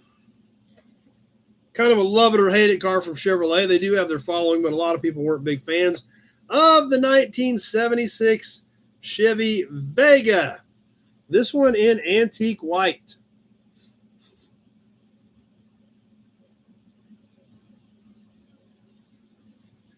So let's open her up.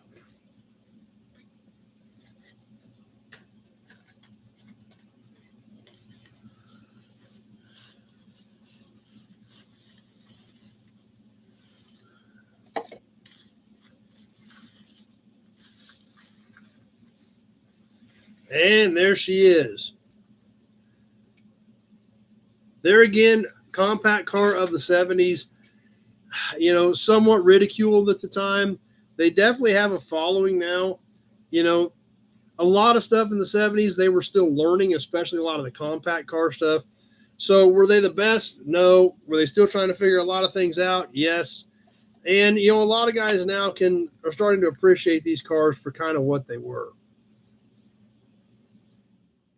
This one obviously in great shape. There goes the hearts. So somebody likes it. That's good. But like I said, condition's great. Vegas and Pintos filled the highways around town once. That's true. 76, we do see our catalytic converter under here. Fairly detailed chassis, all original tires and wheels on this one. You know, bumpers, everything all intact, all the corners, not chipped, broke. There you go, Michael. First car was a 74 Vega panels van delivery. You know, just like everything else, they made tons of these cars.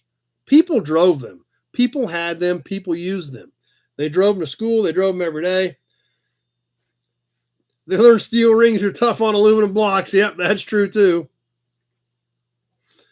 But so here in today's world, 50 years later, it's just like everything. Are they, you know, they're not Hemi Cudas or anything like that. You know, they're not LS6 Chevelles.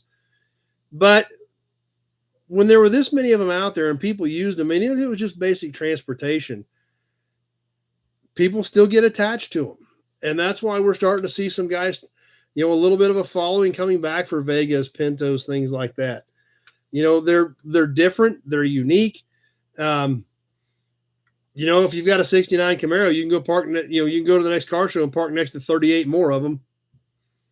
Stuff like this, clean little Vegas, things like that, they're different. And they kind of stand out because they are different.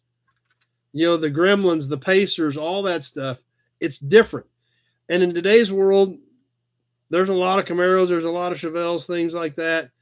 But that's why some of this stuff is starting to stand out. And it still brings back those memories. That's the whole purpose of why we do this, is we enjoy it and we think about that time in our life. And there's a lot of people that these were basic transportation, but they're just like Michael mentioned, his first car was a Vega, and that was not uncommon because people had these cars, they used them, they drove them, they made good decisions in them, they made poor decisions in them. Sometimes the poor decisions are the ones that you remember the most. But, you know, that all correlates to why we remember this stuff. Long live the difference. That's exactly, Christine. And that's why, you know, I don't go to many car shows, but if I do, you know, stuff like this is more interesting than, you know, the 38, 69 Camaros that are there.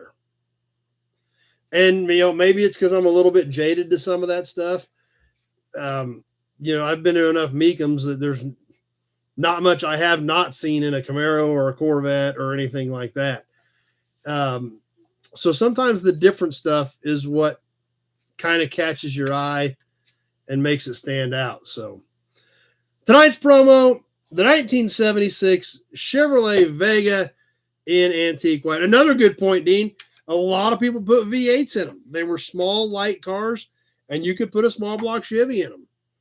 Another angle I hadn't thought about, Dean.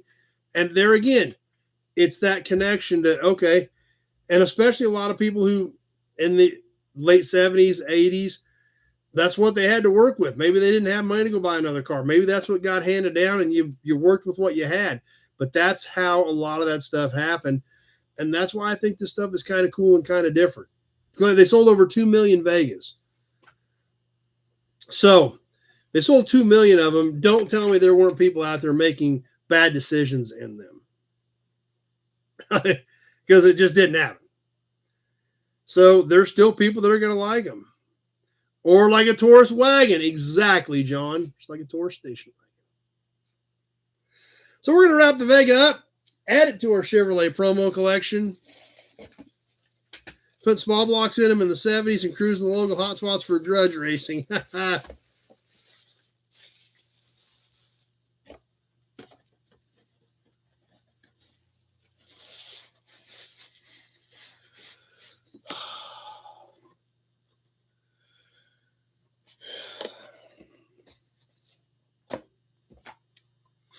Okay. It is almost 20 to 10. I've got a brochure out, another old Pontiac, and I've got a can. Do you guys want to get into that, or do you want to go ahead and save them for next week? Totally up to you guys. I know we're getting a little bit late, and I don't know if you guys want to get into some of that stuff, we can. If not, we will go ahead and back it off till next week, and we got a lot of fun stuff planned then too. So what do you guys want to do, since we're getting a little bit long in the tooth tonight? So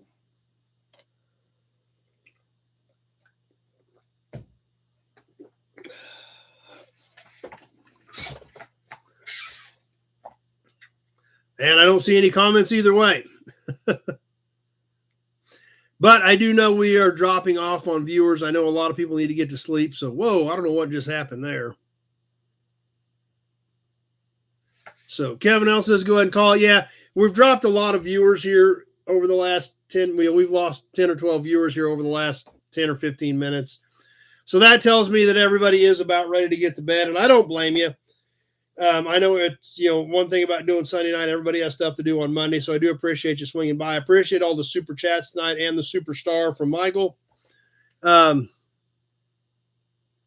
Pick up the back of the pinna so the guy can do a burnout. Hey, whatever works, So we'll save some of this stuff till next week.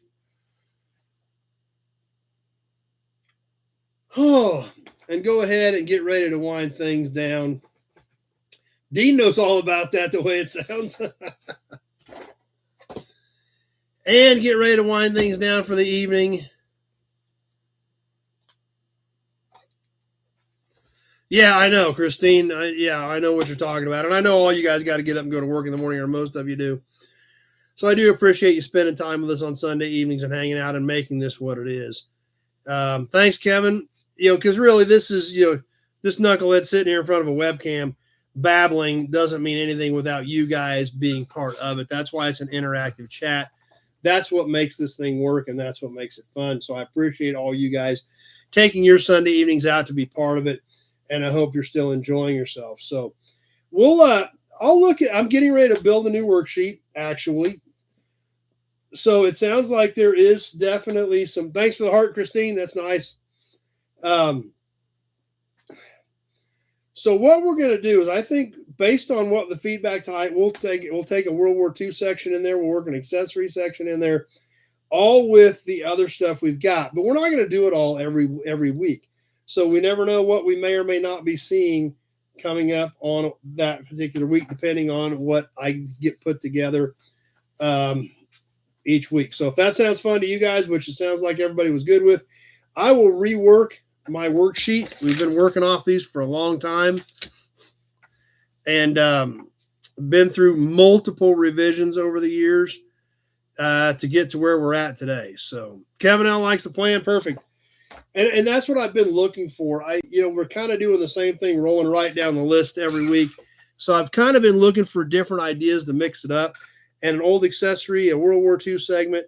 There again, we get all these different ideas, and we know we're not going to do all of them every Sunday, which is fine, because I hope will make it more interesting for you guys, and that's the purpose. So if you guys have other ideas that we might be able to work into that plan as I'm tweaking things, by all means, all you got to do is let me know. This is as much about you guys as it is about me, because without you guys, it doesn't exist. So it's like a box of chocolate. Yep, kind of a mystery box, Leo.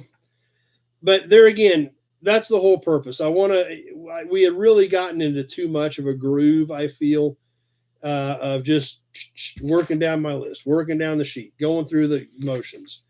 So I hope adding some of these different segments to where you're not going to know till I get it put together on Saturday night. I'm not going to know until I get it put together on Saturday night what we're going to talk about, and then you guys won't know because we're going to hit various different topics that we all have an interest in to kind of put this thing together and really hopefully turn it into something even cooler. So anyway, with that, I'm going to go ahead and wrap things up. Definitely appreciate you being here. If I've got a few minutes, we'll jump on Tuesday night, maybe check out that new sign I picked up. Well, new sign. It's 100 years old, but it's new to me. But we'll see how that shakes out. We'll have some more new content coming up for you next week as well. Another car from the Auburn Cord Duesenberg Company and some internationals, I think, on Friday night. So that's right. Exactly. Big job. Another reason to celebrate freedom to be able to just to do this. And we can do it. We can get on here and we can talk about whatever we want that we're interested in. So that's what we're going to try to do. And I'm going to try to do a good job for you guys, or continue doing a good job for you guys, and hopefully make it even better. So anyway, thanks for being here. I appreciate the support. I appreciate the help. We'll be back. I'm going to be out of town part of next weekend, but I'll probably be back on Sunday night unless something weird happens. But I do know I have an out-of-town auction next week. So if something weird happens and I'm not going to be here in the office, I will still try to jump on, and I'll throw something up so you guys have a little bit of a warning as to if something's going to be a little bit different next week. So don't foresee it, but I just wanted to throw that heads up out there just in case, so you guys were aware. Anyway, guys, appreciate you being here. Appreciate you being part of this. We're going to go ahead and wind her down. We may see some of you Tuesday night if everything works out. And if nothing else, we sure – there. Thanks for the Johnny Carson comments. That still blows my mind. Big job. When you guys throw up the Johnny Carson comments, it's just still kind of crazy. But anyway, you bet, Dean. Glad you were here. Hope you enjoyed it. And that's, like I said, you guys come here and spend your whole Sunday evening with all of us. We've got an amazing group put together, and it's crazy to see it keep going. So I'd like to see it grow a little bit. Invite your friends over. And I know it's the middle of summer. Wintertime, we're always stronger anyway. But there again, we're still hanging out. We're still having fun, and that's what matters. So anyway, we should see you right back here, hopefully right back here, next Sunday night. Same bat time, same bat station for some more Gearhead Interactive live chat. Have a great week, everybody. Hope you had a great 4th, and we will see you next Sunday night. Thanks for watching.